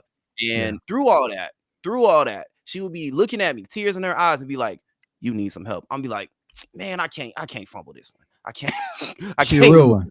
She You're a real one, man. She was like, Yeah. all of that. She was like, this isn't you. This is someone who you've created and have become, but this isn't you. Right. And so I was just like, you know what? Like, yeah, I need help. You know what I'm saying? I need help. And, you know, been going through therapy, you know, like I said, about a year. And I feel like a better person. I don't know if I am yet. I mean, based on what we've talked about, I would say, yeah. Yeah. For me, what actually transitioned me into therapy was I didn't know what a panic attack was, Whew. but I had and like, this was the first time I've ever experienced it. My wife and I actually believe we talked about this during our podcast, Anthony. Yeah. We were at home and like we had a townhouse at the time, and behind us there were people popping fireworks. And I always say this, like I did not grow up in the best neighborhood, and just for whatever reason, they had it was like a pack of black cats because like the Mm-hmm. way they spark. I know that they were up, and I saw them going off in the corner of my eye, and literally grabbed my wife. I threw her on the ground. I got on the ground. I was like, oh, I was like, okay, they're shooting. I was like, I want you to go upstairs, lock yourself in the room. And like, I was like crawling over to the fucking safe to go. Wow. Yeah, it was like a legitimate, just complete and utter flashback Man. of when I saw like my best friend at the time. I saw him get gunned down in front of me. Man. And Fuck. yeah, and that just and like even when I think about it now, there's actually like this is me practicing something that you mentioned, Bruce, in terms of being truthful. The Mm-hmm. amount of shame I have, even Mm. talking about it and like saying it out loud, it's like, damn, I allow myself to get controlled by my emotions like that. I Wow. mean, to the point to where she knew that I was freaking out, and she just went along with it to ride it out for a little while. Because then we went upstairs, we are sitting there. I was like, wait, because there was it was a 3-story townhouse that had like a shared like rooftop area, and like people could just walk over the side. I was like, we're gonna wait to hear what door they come through. Is it gonna be up or is it gonna be the downstairs door? And I was like, and that's how we know what we need to do. Like I had a, yeah, like now we even have like a little safety ladder to go out the bedroom door, Yeah. bedroom window if anything happens. But I'm like, so I was like, once we find out what door they're coming through, that you go the opposite direction. And I was like, I'll meet you down the street. And it was just like, just being, and like that afterwards, like we talked about it. I was like, yeah, I need to get my ass in therapy Yeah, that because I wasn't did a not panic realize how attack. That dangerous was it a was. full ass post traumatic stress episode. Mm-hmm. Oh, Like for sure. like that's wild, man. And that's I'm sorry you feel shame discounting that. I'm glad that you shared that though, because I mean that attests very much to Mm. the cultural stress that black men have. Like I feel like there is a just a PTSD that is almost universal for black men in America, that Hmm. we all just have like an underlying level of PTSD. Like loud Mm-hmm. noises make me feel very, very on edge. Like, it's just all the time. But your situation specifically, like being able to go through that situation and then make the decision that you need help is going to help somebody who's like, yeah, I went through a situation like that, but Yeah. I'm tough. I'm a badass. Like I don't, I just toughed it out, even though like you're basically having a like a mini psychotic break. Like Mm-hmm. that's some Yeah. shit that you need help with. Like I'm not going to go say, come see me, because I'm not going to, you can't get coached out of that. You need mental help. Like, and yeah, I appreciate you sharing that, like for real. No, I appreciate that. I appreciate the acknowledgement. I know for myself, this is a book I actually end up bringing up in just about every podcast, but it's called The Body Keeps the Score. Mm-hmm. And the author had done a study when working with a bunch of like military vets who had come back, and like they were going through like I believe it was called shell shock at the time. And that was me. And I didn't even realize it, but then I read this, I was like, wait, these guys have seen the shit. They've been in actual firefights and combat. And I'm like, well, and then my wife like put it in perspective. She's like, you too, because I tell her stories that are just like stories that people from my neighborhood would just have. And to I her, say she's for like, home ain't nothing nice. yeah, and she grew up in Watts. And like, Oh, yeah, she grew up in Watts, but like junior high, they got her out. And she's like, that shit's not normal. Like, it's like, she's like, people don't go through this stuff. I'm like, wait, what do you mean people don't go? She's like, yeah, that What's shit's messed not up is normal. that situation is actually worse because they get to come home from war. Mm-hmm. Like they get to mm, come yeah, home. Your home was a battlefield. yeah. Yeah. Like you No like escaping. that. Yeah. Yeah. There's no escaping that. So it was just constant, and there was no like tangible hope of escape. Like so, I mean, that's some fucking heavy pressure, and you definitely are right in the right to be getting help for that. Yeah, if I didn't, I mean, and like she like me going through therapy put things in perspective. Like the reason why certain things would get me really upset to where it's like if we're at a restaurant somewhere, people are having fun, they're talking loud, they're just enjoying themselves. Like I would always be like, look, you guys need to keep it down. Like, and it's Mm. like, it's like literally placing myself in potential situations that did not have to happen Right. Mhm. because Right. like loud noises were a thing to where like I'm always like extra hyper vigilant. I don't sit next to a window or a door. Like my Mm-hmm. back is never to like oncoming traffic. And like even now when I see cars slow down, if I'm in the house and I look outside the window, I see a car slowing down the block, like there is that little like, should I get down? Like there's that little bit like always in the back of my mind. And it's like something that if I didn't, it was always a part of me, but I never saw it until I allowed myself to like put a mirror in front and discussed it with a therapist and kind of like broke that down. And I know from that, that's been able to open me up to other emotions outside of just anger and rage. I mean, that's why like working out was such a major thing because I had to get it off of me. I had to let that stuff Mhm. go somewhere. And like, I mean, it's to me, it's like it's unfortunate that I went through it at a young age and I didn't have like the proper guidance to help process it. But at the same time, like I do appreciate the fact that it happened because it allowed me to develop the ability to kind of to see myself, to see myself for who I am. Sure. And That's I powerful. so I have to take the good and the bad with that. Yeah. And so like it was something that it happened. And then for you, Bruce, what was it that was the light bulb moment to where he was like, okay, it's time for me to hit that therapy. Yeah, I gotta get there. Which, you and I talked about this during our episode. Like, therapy, like, has been a part of my story, but it has been much less a part of my story than self work has.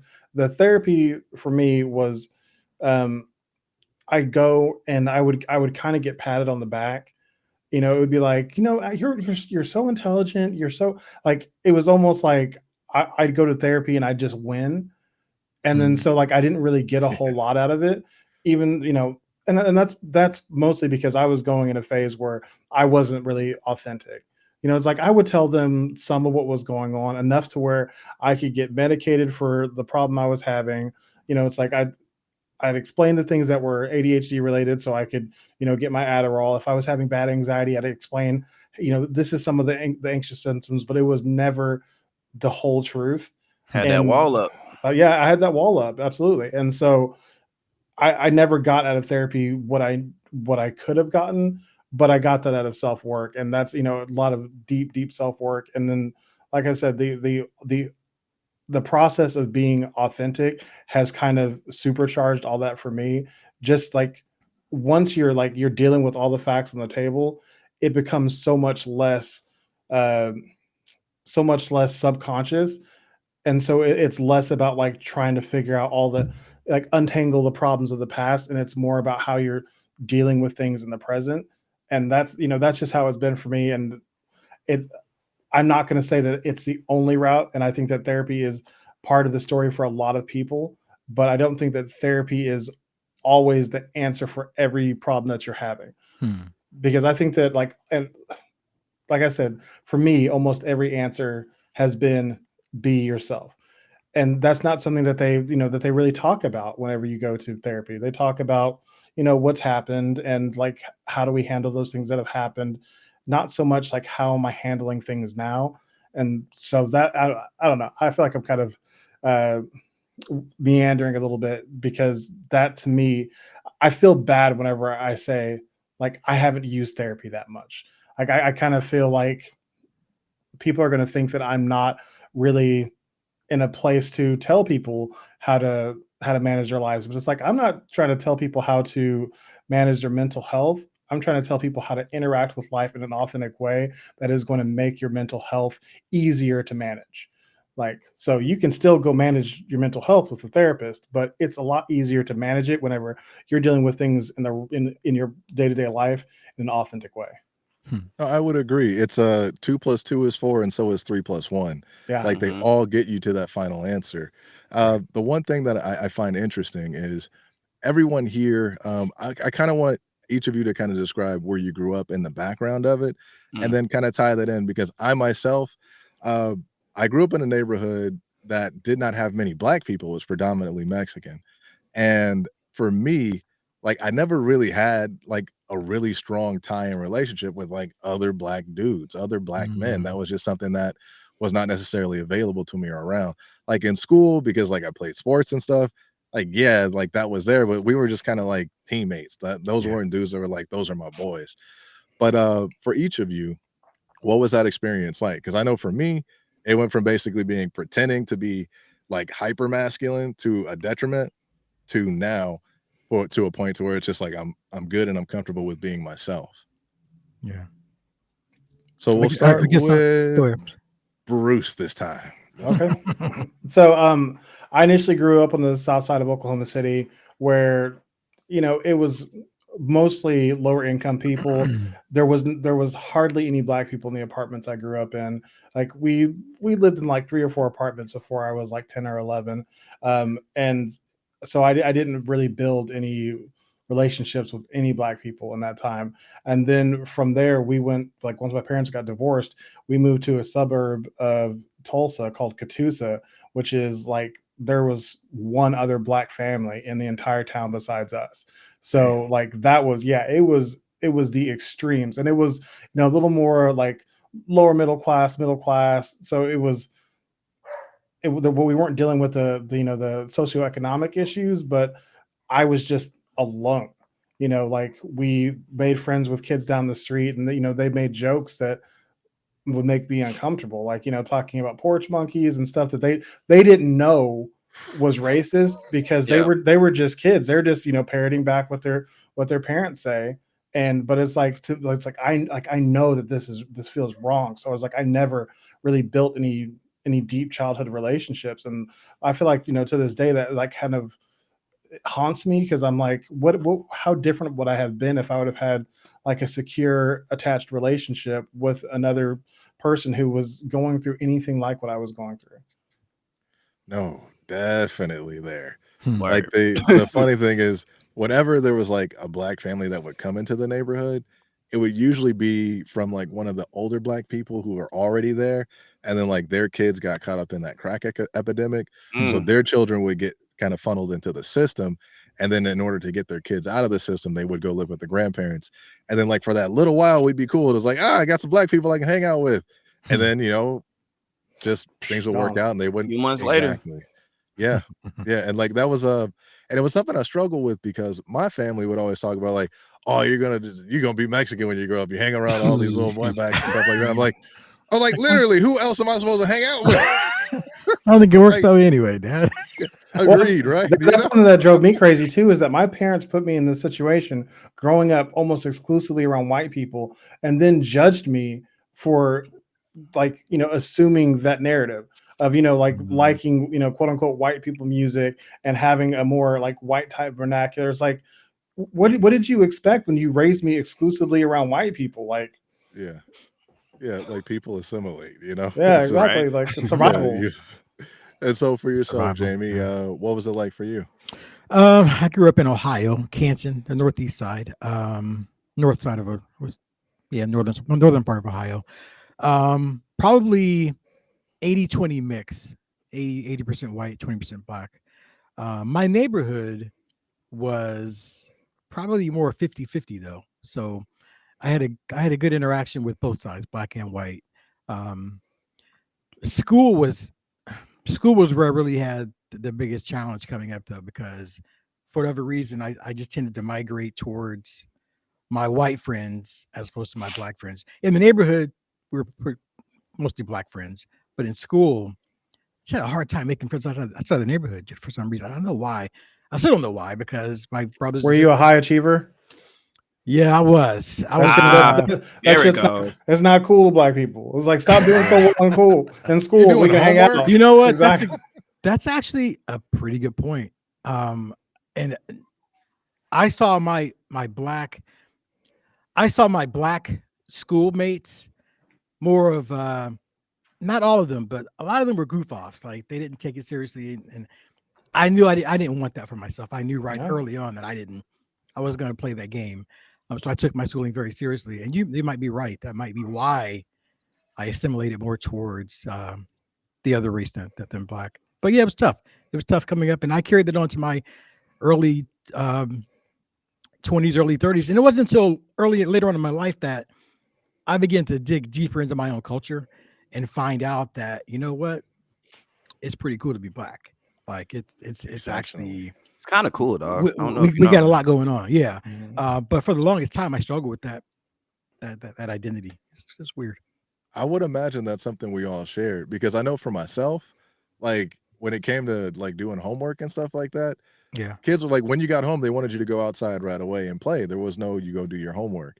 And then when it came to getting your report cards, I noticed like in junior high and high school, when I went to a integrated like school, it was more of a, and not integrated like segregated, just like socially segregated. Yeah. But I noticed that like the Jewish kids, the Asian kids that I talked to in classes, we were talking about our report cards, like, oh, what'd you get? What'd you get? And then when I got around my black friends, I would literally lie about my grades. I was like, oh man, Mrs. Beal, she failed me, or I got Tripping, a man. D, like, yeah, I don't know what's wrong with her, what's going on there.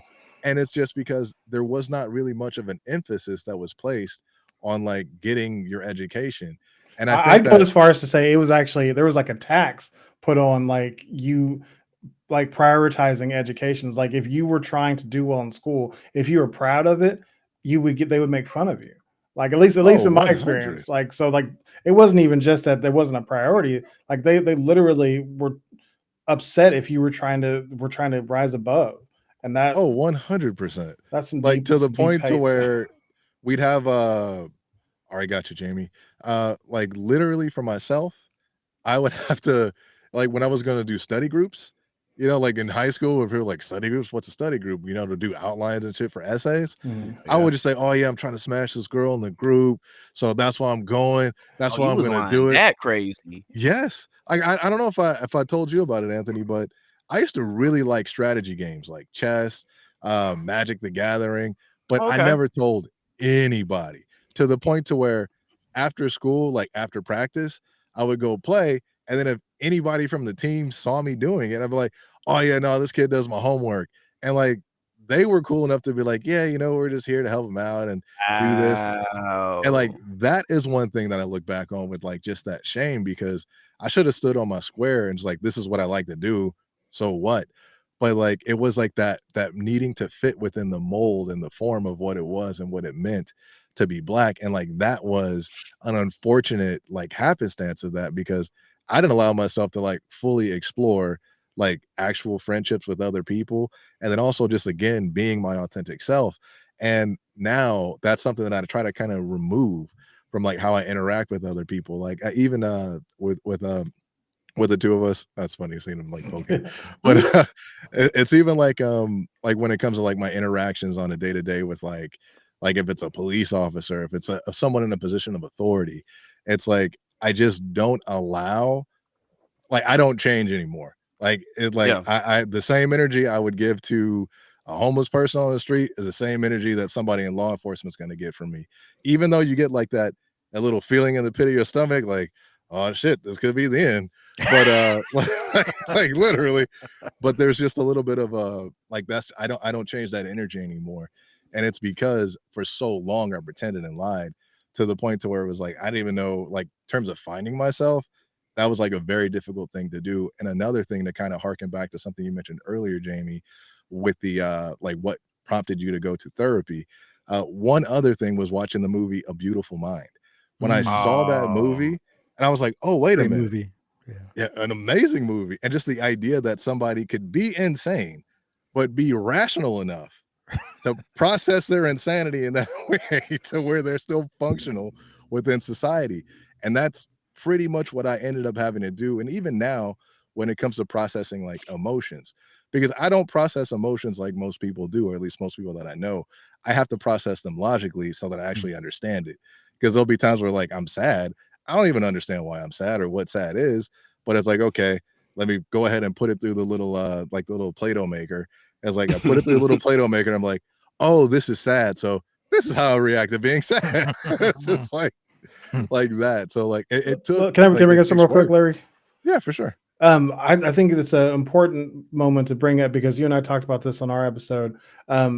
Neurodivergence, Mhm. just as a whole, I don't think that it's talked about nearly enough in the like, especially in the Black male community. Like, you don't, I can't think of a single autistic Black male I know. Hmm. Whereas, you talk about being overdiagnosed in the white community, there's tons of people who claim that, and a lot of people I've met who are and who are, have every reason to believe that that's how they are.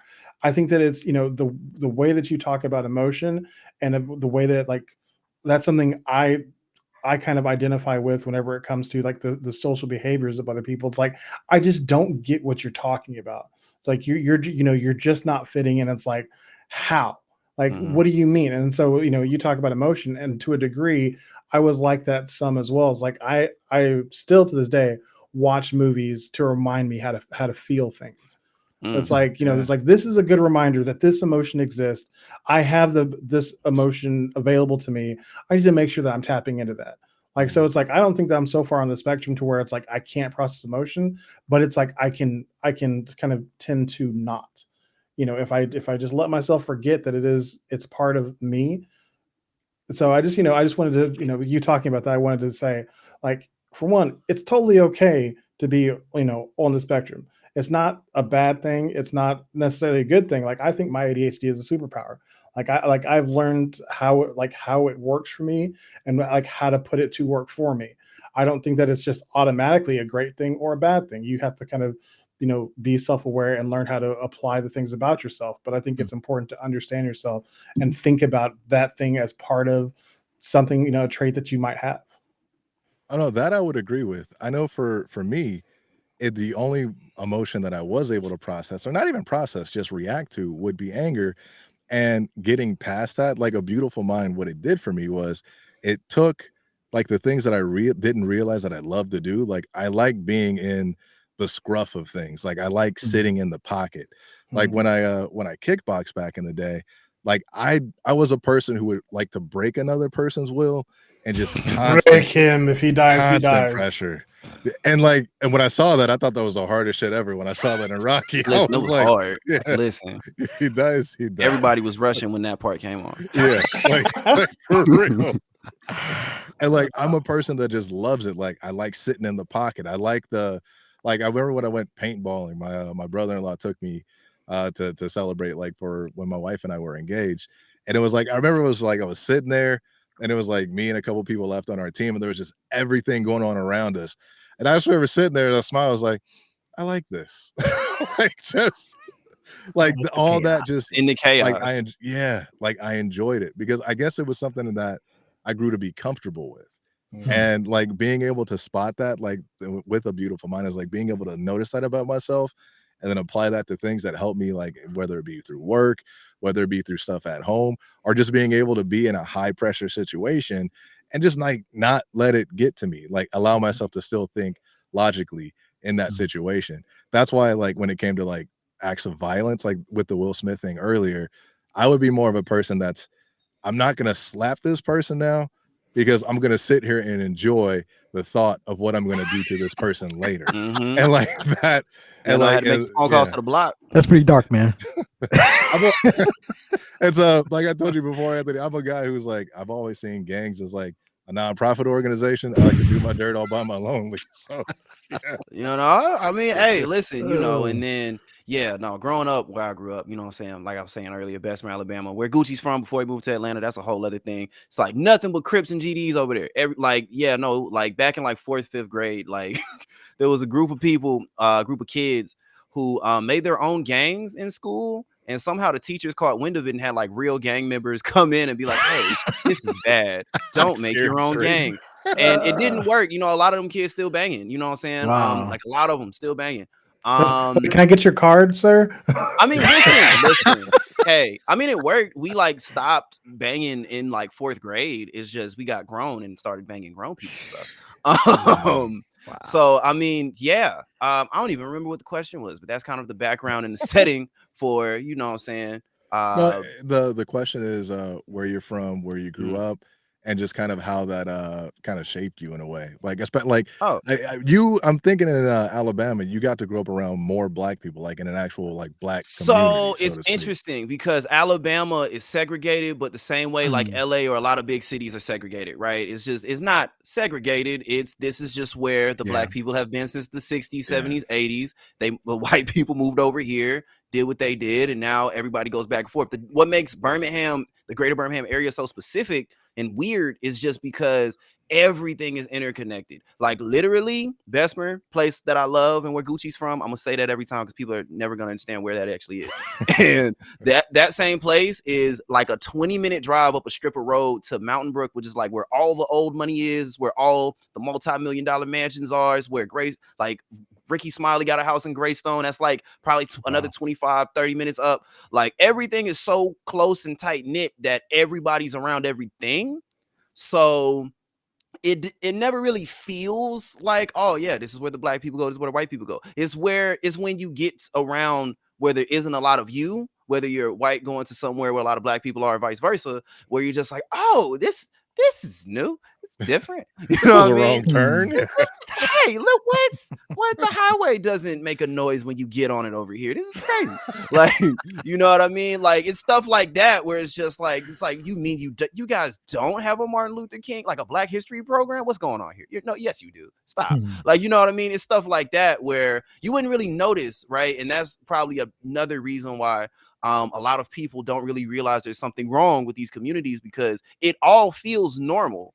And it's just like, oh, things don't happen over here the way they happen over here just because that's the way things are. Not necessarily systemic oppression, which could be a thing. Not necessarily violence, war on drugs, things like that, like being a factor, right? And, you know, it's just, it feels like that's just the way things are. And, you know what I'm saying? It takes a critical mind to take a step back and go like, okay, like things happened for a reason. And these reasons maybe weren't accidents.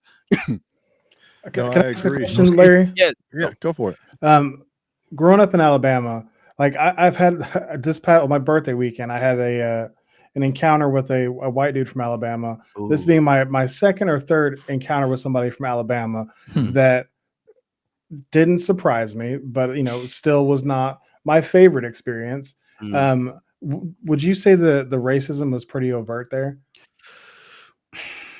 No, because everybody's so nice. Whenever it did happen.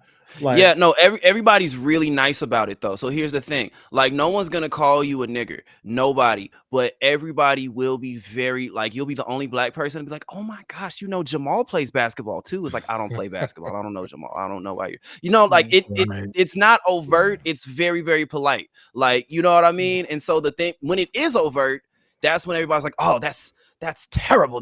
Why would, but like you follow black people in all of your stores, you do this, you do that, and you know it's not overt and it doesn't feel overt until it's obvious. You know what if that makes sense? Man, maybe it's just removing the Alabama people from Alabama that makes them say like the dude made a unfunny, terrible joke about my peanut allergy. I'm sorry, my tree nut allergy making me immune from getting lynched. Like it was that's crazy. It was wild. So listen, down how was that here, funny at all though? Like it wasn't. Yeah, no, that's not even. There's no punchline. It's just right. No, there wasn't. Like that's not how that works. Man, that's just testing boundaries. Like, yeah, no, but like, see, growing up in Alabama, like you know, like it was more prevalent in like middle school, high school, because white people like that I went to school with. I'm not gonna speak for all white people. That's not how things work. But the people I went to school with, which, you know, make certain jokes and they'll be like, hey, I'm in the wrong. I'm sorry. Like, you know, like it would be a thing kind of like that. And so I would need more context for that specific experience. But I mean, it's everywhere. You know what I mean? Racism is kind of everywhere in America, in the world, depending on how you want to look at it. And in Alabama, it's no different. It's just people are usually very nice about it. You know what I'm saying? It's like Kanye West said, it's that broke nigga racism, get out the stove, rich nigga racism, come in by more. It's the same thing, right? It's just that, but just everybody's like, oh, honey, you can't afford that. Go down to the discount section. It's that, you know what I mean? Yeah. Okay. He wasn't joking, bro. He was trying to. Serious. No. So I wrote an article about it on Medium. You can read it if you want to. It's called the Gift of Racism, because it was my birthday, and actually it was a gift for me because, for one, it let me realize that, you know, in my 39 years on Earth, I'm still not beyond racism. It's still something that is going to happen, but it gave me a chance to walk it like I talk it, and to actually to show up as myself in that situation, to not turn. How did you handle it? So okay, so I wasn't sure if we had time to cover it, but No, we do. so Like, Yes, I on want to today. know this. So the way I handled it was like I challenged myself because first off I said, "Wait, what did you say?" And he said, "So you couldn't get hung, right?" And I was like, "Wow, that was really unfunny." That was, and my neighbor, this is at my neighbor's house. My neighbor was like, "What the fuck did you just say, man?" Like, this is another white dude. The other two guys who were there, I'd hung out with before. So I was comfortable with them. They both were very shocked at the situation. They were not happy about it, but I'm the only black person there. So I was like, bro, like, I understand that you think that it's going to make you look cool by stepping on my back to lift yourself up, but you just made yourself look foolish. Like nobody is happy with you making that joke. Like I understand what it's like to feel like you're not a good person or like you don't fit in, and to try to make yourself fit in by putting others down. It doesn't work. It's not worth it. Like, read the room, bro. Read the room. And so he was like, "No, I'm not trying to make my." I was like, "Listen, man, you can apologize and we can move on." And because like I'm having a great time, and I'm not going to let you ruin my good time. So you can apologize and we can move on. And he's like, "Oh, I'm sorry. Yeah, I'm sorry. I shouldn't have said that. It wasn't funny. It wasn't funny." But then I started to see that look in his eyes that I was familiar with, that look of regret, of like I just said something so fucking stupid, like to try to fit in. And I was like, I identified with that. I was like, I've been there before. I was like, listen, man, don't beat yourself up for the rest of the night and ruin this. Like, I apologized. I'm in it. Let it go. Let's move on. And he's like, no, you just think I'm a racist piece of shit. Like, and then he went on. I mean, you are, but let's keep going. He went on further to then make himself sound more racist. He's like, people like you think people like. I was like, you don't know me. Like, we just met tonight. Like, what do you mean people like me? He's like, no, that's not what I meant. No. And I was like, that's crazy, listen, brother. man. It's not getting better, bro. It's just it didn't get me better. And like, I was like, man, I can tell that you really don't like yourself. And like, I understand what that's like, and I really hope that you're able to find some. Can I give you my therapist card? Exactly. And also he was very drunk, like, but also that doesn't excuse it at all. Drunk minds speak sober thoughts. Exactly. Yeah. So like I was really happy with the fact that I didn't, for one, let him ruin my time, and I also 100%. I didn't justify his thoughts about me. Like, he was waiting for me to get angry and to make a scene. I was just like, I outclassed him, and that's something that felt good, because that felt like me. And that was like, in so many, like, I've had tons of situations where people have told me you're not black, or you're one of the good ones, or so many different things that I had let go because like I didn't want to make the situation awkward, or I got so angry that like I wasn't able to equip myself in a conversation. Neither of those things was me. That was me either like overreacting or not acting at all. And so like this time I felt like I completely acted as myself, and I handled the situation as I would handle it. And that was like, I'm going to try to educate this man, and he can hear it or not, but he's going to remember that this black man did not react like he thought he was going to get. So he's going to take that with him, even if he didn't remember a thing I said. For sure. I love that story. Yeah, that's a shout out to Will Smith and Chris Rock, because literally and like justifiably, he could have been picking his teeth up. Yeah. But what you did was you actually, and like, that's the strength that I personally want to have, to where I can just say, okay, we can process this out and just out wasp him, just hit him with that white Anglo-Saxon Protestant, like reverse psychology on you, just for me, it was deeper than that, because like I really do want, like, the mission of my show and my work as a coach is to make the world a safer place to show up as yourself. That was a situation where it was not safe for me to show up as myself. And I feel like I rectified that situation, and I made the world safer to show up as yourself. In that situation, I did exactly what my mission on this planet is. And I felt really good about that. And that's why I called it the gift of racism, because it's like, I felt like I got to serve my mission that night. And that wouldn't have happened if he hadn't have been a complete fucking idiot. Real talk. Yeah, that's why hats off to that. And like as we'll like get ready to wrap up because I don't want to keep everybody too long. We can do this all is night though. We something- might have to do this once a month. Yeah, Hey, I was actually gonna say this could be this is another podcast. This could be a something that- podcast. yeah, like I mean, like I'm personally enjoying this. And with your story, I'm just curious: is anyone here experienced anything that they would, kind of determine as overt racism? That I got one with my aunt. I mean, I wasn't there for it. It was her recount of it, but I got one. Okay. So this was probably 2015, 2014. My older cousin was in high school. He was always getting in trouble, whether it was selling weed, whether it was selling Kool-Aid. He was always getting in trouble selling candy. He was always getting in trouble. Weed and Kool-Aid's a big jump. Listen. Hey, I come from a long line of hustlers. We gonna try everything. So my aunt, she had to go up to the school, to talk to the principal, go through that whole process. So she pulls up to the front of the school, right? She gets out the car, right? There's two officers, like I guess across the parking lot from the front of the school where she is, right? So she gets out the car, right? She's a bigger black lady, right? There's an older police officer pretty much right there, like when she gets out. He starts reaching for his gun. Why? Don't know, but he starts reaching for his gun, right? Literally a younger white cop comes around the car, just walking, looks at him, reaching for his gun, looks at her, calmly getting out the car, and he just looks at the other cop like, what are you doing? And so, like, the older cop was just like, I don't know what she's gonna do. And he's like, she's getting out of the car. What are you talking about?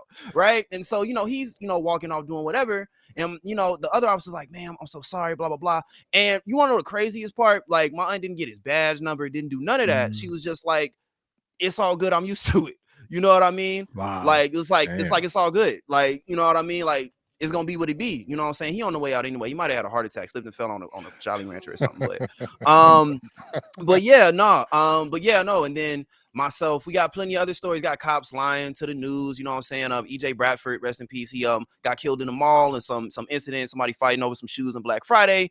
Guns got pulled out. Police officer didn't know what was going on. It was a split-second thing. Somebody got popped. Boom. That's all we know, right? So there was it wasn't a cop. It was a white lady that was a witness. She was in the store. She's on camera in the store. And it's just like the police officer told him 3 times to drop the weapon. Mind you, the whole video is 3 seconds long. The whole video 3 seconds long. She's like, the police officer literally said 3 times to drop the weapon. It's just like, no, literally the cop saw guns, didn't know who started what. Somebody got popped. That's what happened. Man. You know what I'm saying? It's a lot of stuff like that. You know what I mean? Yeah, I got some more. I know I could dig in the bank if we I kind of think from Alabama, there would be more like obvious things for you, but I would think so too. I'm telling you, they're very nice down here. They're very nice down here. But Jamie, I'm sorry, you said you got one. Yeah, go ahead, Jamie. I never knew Kool-Aid was a gateway drug. It's just he was putting it in bottles, man. So what he was doing is he was taking water bottles, like pouring out the water, mixing the Kool-Aid, busting it down, putting it in the bottle, stirring busting it down. Busting it down. He was busting it down. He was taking it from the pitcher and putting it in the bottle. Was he cutting the Kool-Aid? Bro, he wasn't cutting, bro. So this is what he was doing. He was taking it from the pitcher. He was putting it in the bottle, charging $2 a bottle from these like 75 cents worth of Kool-Aid and some sugar. Like he was busting it down. He was flipping it. I mean, he got in trouble for it. It was that's another story. Because what was the trouble? The entrepreneur. So apparently, right? Apparently, you can't just sell things on a school premises. That act in itself, whether it's candy, whether it's Kool-Aid, whether it's origami, like foldables, whatever, that's illegal, right? So the fact illegal is a strong word. That's funny. It's illegal. No, it's a thing. The school would do that. Like literally, couldn't take like basketball cards. Couldn't sell T-shirts. Couldn't sell nothing. You can't sell anything without against the rules. Maybe illegal, I feel like it's a strong. Like I really feel like there's a law against it. I got really feel that way. But however the case goes, it was hilarious because he got suspended for like 3 or 4 days. This was like his second or third offense anyway. He got suspended 3 or 4 days over Kool-Aid, and my aunt was understandably heated. Like, why are you getting suspended over Kool-Aid? And to which my cousin would just be like, Ma, it's just Kool-Aid. Look at my stack. Like, you know what I'm saying? Listen, he ain't even make no whole lot of money. That's what was crazy. Like, it wasn't even like he got far with the hustle. It's just he got caught doing it. Wow. He got caught. Like the fact, how much attention do you need to pay to somebody to see them selling Kool-Aid? Like, wait, that's a different color bottle this time. He's got to be doing something. I mean, listen. Where are all these bottles coming from? Who's the dealer? I'm just saying, man. Listen. I'm just saying, man. My big cousin, shout out my big cousin, man. But yeah, no, he's the one that like now, he's got a girl. He's happy. He's just like, man, I can't cheat because I'm gonna get caught. I can't. Like it ain't even worth the trouble. I know is around the corner. You know what I mean? Like, Yeah. so yeah, no, yes.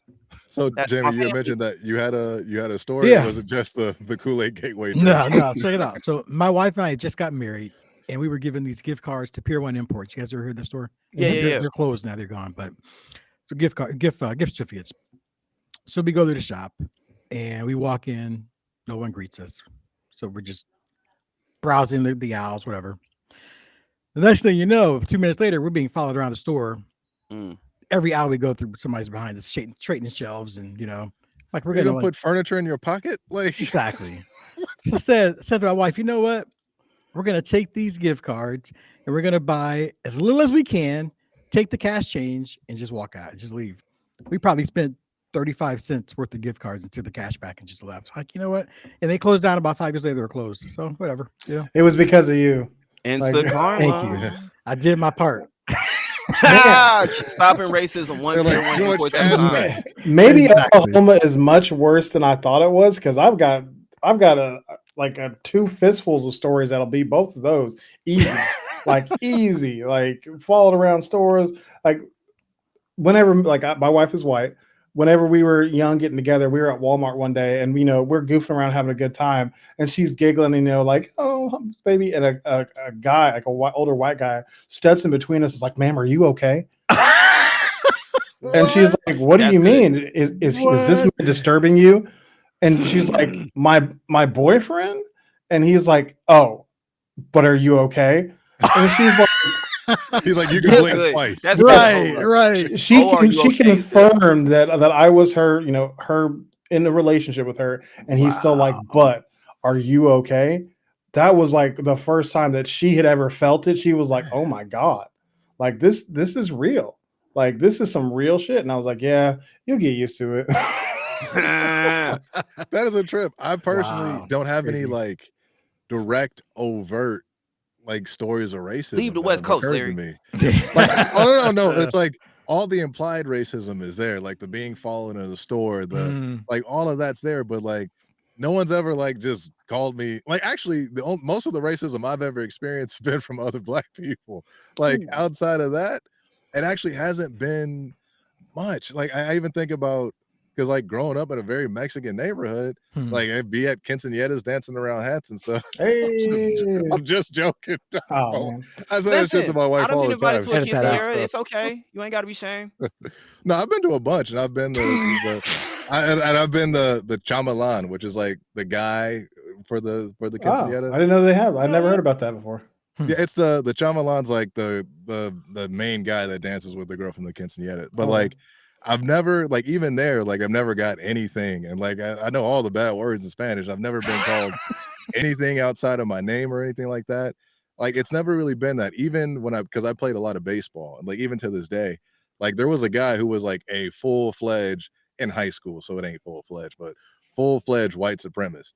And I believe I might have been with you, Brewster, in our podcast, where I hit a guy on another team and he rushed the mound and that team tried to jump me and they were all white. He was the first dude there, like making sure I was good. So Wow, like He was I've never he would be no, like white supremacy in Oklahoma. They would not allow him in. No, yeah, he get kicked out of the club. Yeah, like Wow.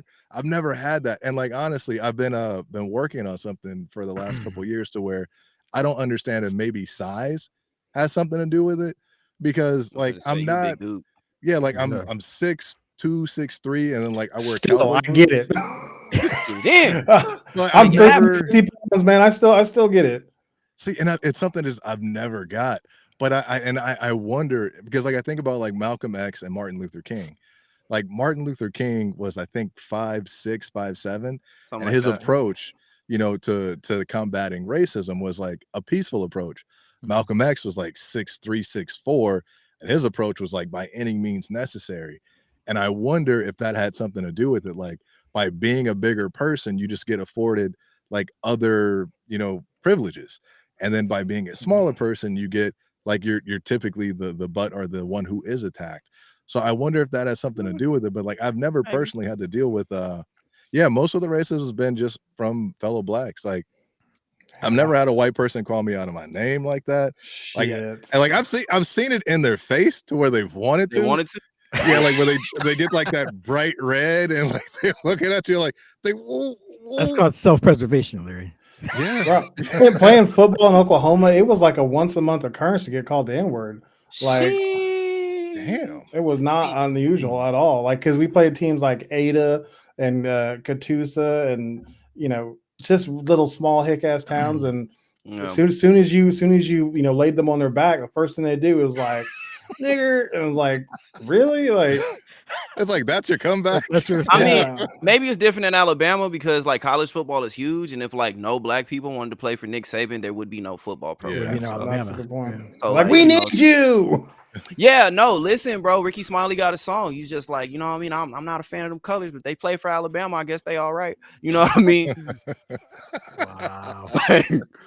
But and like I do think that like and when it comes to like I wonder if like within the black community, that's why we prop up our our celebrities, our entertainers so much, because they are allowed to quote unquote cross over until they get O.J. reminded Simpson, through man. something. Yeah, he Simpson was killed a white woman and got away with it, man. What are you talking about? Allegedly. I'm not alleging nothing. No, That's cross over. I'm not alleging nothing. Yeah, he was so like he was actually almost a Terminator, randomly enough. Yeah, he was. Yeah, like they were talking about making OJ. It was him and Arnold out of those two. Yeah, those were the last two. People forget how big of a superstar OJ Simpson. Oh yeah, beloved by OJ everybody. was huge. Yeah, everybody loved him. Yeah, hey, except for Ronald his Goldman wife and Nicole Brown Simpson. And well, I wouldn't be a fan of him either. You know what I mean? I heard he good with a knife. That's all I heard. I don't know. Yeah, I'm definitely not cutting steaks. That's all I heard. I don't know though. I don't know. These are rumors. Like I find it interesting. So I don't want to keep you all too long. This is something that if you are all ever open to doing it again, I would love to revisit. We might have to make this happen. Fellas, just get like I don't know, just a little alcohol if we drink, or just I don't know. I should have brought some water, but we can just have a guys' night. You know. Oh, that's like, that's the name of the podcast, Guys Night. Ooh, guys, I'm down. I'm down. Damn, that's crazy. I know, Jamie, like your schedule is a little cramped, but I mean, we'll work something out if you're up for it. I can always make it work. Jamie, are you completely off the grid over there? Why do you say that? You need a battery for your PC. No. You know what? That's a yes. It was fully charged, and I didn't think I need a power cord. Man, you're off the grid. Like that's fine. Like you can do your survivalist thing. No, when someone asks you, "Are you off the grid?" and you say, "Why do you ask?" That's not a no. That's not a no. Information like that is. Like who told you? This is not my government name. This is Jamie Hunter's the alias. Jacob. I mean, but even the name Jamie Hunter just sounds like somebody that's about that. It's funny. life. I know another Jamie Hunter. Really Jamie Hunter's a real Larry. Don't disrespect Jamie. Oh no! Trust me. Jamie's for a person to come up with a question like, "What would you do in the middle of if there was a current civil war?" And in terms of how you would react, the person that creates that, the mind that creates that is somebody I want to stay on the positive side. 1000%, 10 times out of 10. I mean, he's got at least one assault rifle. I'm positive of it. At least one. Come on now. I have a handgun. That's it. I'm kind of. I'm not anti-gun, but I'm like, if I need one, I'll get one. I got one. For the purposes of this podcast, Jamie only has one.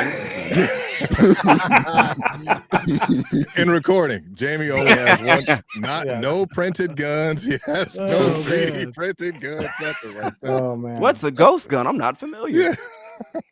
He's like, it's not what you would call a gun, so I'm not claiming it. I didn't modify this Nerf pistol whatsoever.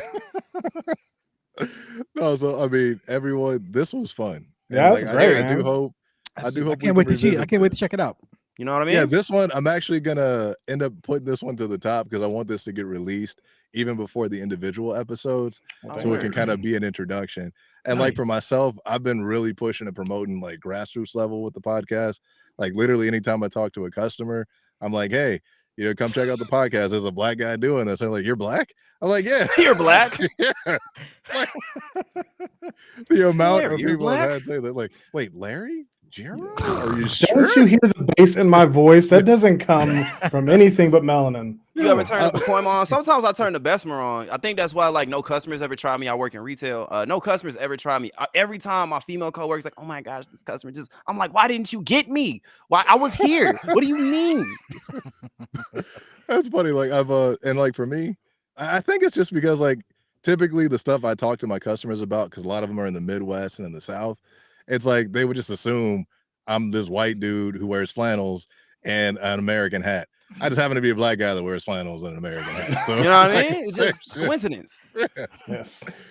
Yeah, no, like one thing I would like to do is if we do ever circle back and do this again, is I would like to talk about what it's like for you and your personal experience of being black in America, and if you associate with the American dream and as being an American citizen, because I know that that's one thing that we don't really necessarily get. We get stripped of it. Like one thing that Bruce and I discussed was like in relation to dealing with like law enforcement, and I'm like, as long as you understand your rules and you understand your rights, like you can stand up for yourself. There is a way to go about doing that those shit things. is terrible. I watched those videos. That shit is terrifying. Like Yeah. it worked. It worked. I'm not gonna say it didn't work, but that First Amendment auditing or that amendment auditing stuff, bro. Like I don't think I got the balls. Like Yeah, it works, but is it worth it? Is it worth it though? that shit is It's scary. scary. That is Yeah. scary. Scary. As long as your rights aren't being infringed on, I think it is like to me, I just treat them like people doing a job. And I realize that 8 out of 10 people are pretty shitty at their job. And that Yeah. goes for law enforcement too. So I Listen, just try to from keep from it the there. from the experience I just had from this conversation, I realized that Oklahoma is much more racist than I thought, and I think those cops will snatch me out of the fucking car if I don't get out when they tell me to. And you have to be alive to get that 100%. lawsuit money. Like 100%. Yeah. Yeah, so you actually get pulled out of the cars and stuff too? No, I think that if I were to pull that situation, like I've had the fire department car to prop up for the last 10 years, which that puts you inside the Blue Brotherhood. Like Right. it's like, oh, I am a firefighter. They're like, oh, hey, brother, and it's like, but you have to qualify first, and then like once you qualify, then they're like, oh, what station do you work at? Cool, get on out of here.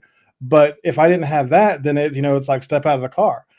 And I'm pretty sure how that conversation would go would be, no, sir, I know my rights, blah, blah, blah. They'd be like, get the fuck out of the car. And before you know it, I'm getting snatched out of that car. Like I'm pretty confident that they're not going to respect the U.S. Constitution enough, because this is fucking Oklahoma. Right. Like Exactly. Listen, that's why I had to tell people to not ride in my back seat no more. It's like, listen, you can follow me or you can ride in the passenger. You ain't riding in my back seat. I don't know what you're doing. I get pulled over. It's a bag of something that I did not know was there, and now I'm going to jail. And when I get out, we gonna have to fight. Like we have to. Man, that is insane. Like we're definitely gonna have this conversation like a little bit more direct, because I did not know that was I knew it was still happening to people. I just thought because of like body cams and dash cams that things had just kind of subsided a bit. Like I do know that here I kind of, because like out of my 5 friends, 3 of them are in law enforcement and they've been there for a little while now. So when they first got on, I'd be like, look, this cop was X, Y, and Z with me.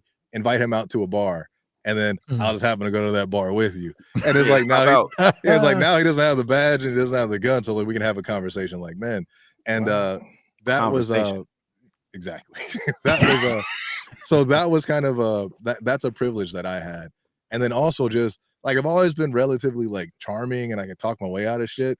So I usually get away with stuff. Like even recently in my neighborhood, because there are a couple black families. Oh no, this has been all good. Like I have like I mentioned, I have an older car, and like I had tags for it, but they were still coming in the mail, but like it had already been paid for. And like I drive the car once a week. So like I took it and then like I got pulled over for it. And like and to me, like someone talking down to me is something I don't do well with, regardless of who it is. And it's just like I slipped on my little First Amendment auditor hat with that. It was just like, man, get the fuck out my face. And like when I came home, my wife, she was like, what's wrong? Because she could just tell that I was just not in a good mood. And it didn't help that I ran into him again while I was walking my dog. So I guess they're like now the police officers that like patrol this area. And I'm just like, I need to get out of my head. I need to stop having these thoughts. I need to just let that shit go and just kind of move on with life. And it's just interesting. Like I would not have imagined that Oklahoma was I just imagine there's like 7 people in Oklahoma and they all Shit, know no, each other. No, I mean, Larry, think about it like this: the less black people, the more racist. I would say the opposite. There's a lot of black people here. Like it's it's pretty much on par with like America as a whole. We have like pretty much the same makeup. It was like 13% of the population. So, but there's also a lot of Mexican and Latino people. But damn, in Oklahoma, yeah, they're everywhere, Larry. Yeah, they're spreading. I think this is just people don't say that Oklahoma is like Midwest. They also say it's like it's the middle of the country. Some people say it's South. In the law enforcement, it's South. It's South, and I would not try that too far. Damn, that's just really interesting hearing that. This is definitely what I would like to dig into next time, especially because everyone here is from a relatively different area and different backgrounds. I did assume that Alabama was just going to have some stories. I mean, listen, there are stories. There are plenty of stories. I mean, listen, there are stories of like cops dragging people out of cars, cops like just planting evidence just to fuck with somebody. There are also I got way more stories of broad day shootouts than anything. Like, like this was just with law downtown. enforcement? Not even with law enforcement. There was a period of time though. There was a green light on law enforcement. So like any given time, 1 o'clock in the morning, cops like EMTs will pull up. Like somebody overdosing, cops pull up because that's a procedure. Everybody getting shot at. Like that was a thing for a period of time. Yeah, no, yeah. We call it Murderham for a reason. Wow. Yeah. It's Murderham. What? Yeah. Wow. Man, the only places I know like that here are in Watts, where there's literally areas that cops don't go into unless there's like a full battalion or a full unit. I mean, listen, those are places nobody wants to really go to without full battalion. Like there's like Northside Birmingham, like it ain't no cops. Like you can call them, they'll come, but like they ain't no cops. Like ain't no patrols up there like that. Damn. Well, that might not be the worst thing in the world, because like I'm all about live and let live. But live and let live. Like living like Larry. Man, like to me, it's just as long as you're not doing anything to hurt somebody else, just do your thing. And like that's why even like we're talking about like the defund the police movement, like I didn't support that movement because like just even the idea. I support Black lives. Yeah. I support Black lives. I support Black lives, but I don't support the corporation of Black Lives Matter because but I do support Black lives. How could I not support Black lives? I don't support Black lives. So I mean, there are Black people who don't. But what we talked about this in our episode. I don't think that defunding the police is the right answer. It is recategorizing their job description.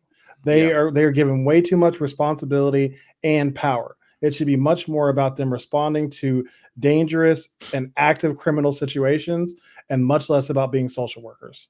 Agreed. Wow. Yeah, and I'm 100% on board with getting rid of qualified immunity as well, because not only can they commit the same exact crime and get away with it and get promoted later in life. Yeah. So like that's 30 minutes across town. Yeah, like that ain't okay. That's not okay. All right, so gentlemen, I'm going to let you guys go. I'm actually going to make sure that this episode ends up getting put together within the next week.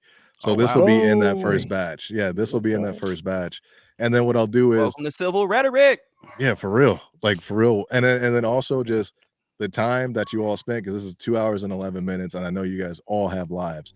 So thank you so much Black lives. Spending your time with us. Black Lives Matter. I appreciate y'all, man. It was great meeting everybody. Absolutely. Too. Yeah, I really enjoyed this. We got to do this again. Yeah, this was good. So you guys all have a wonderful rest of your evening, because I know it's a lot later over there. And until the next time, thank you guys for tuning in. Thanks for having me, man. I appreciate it.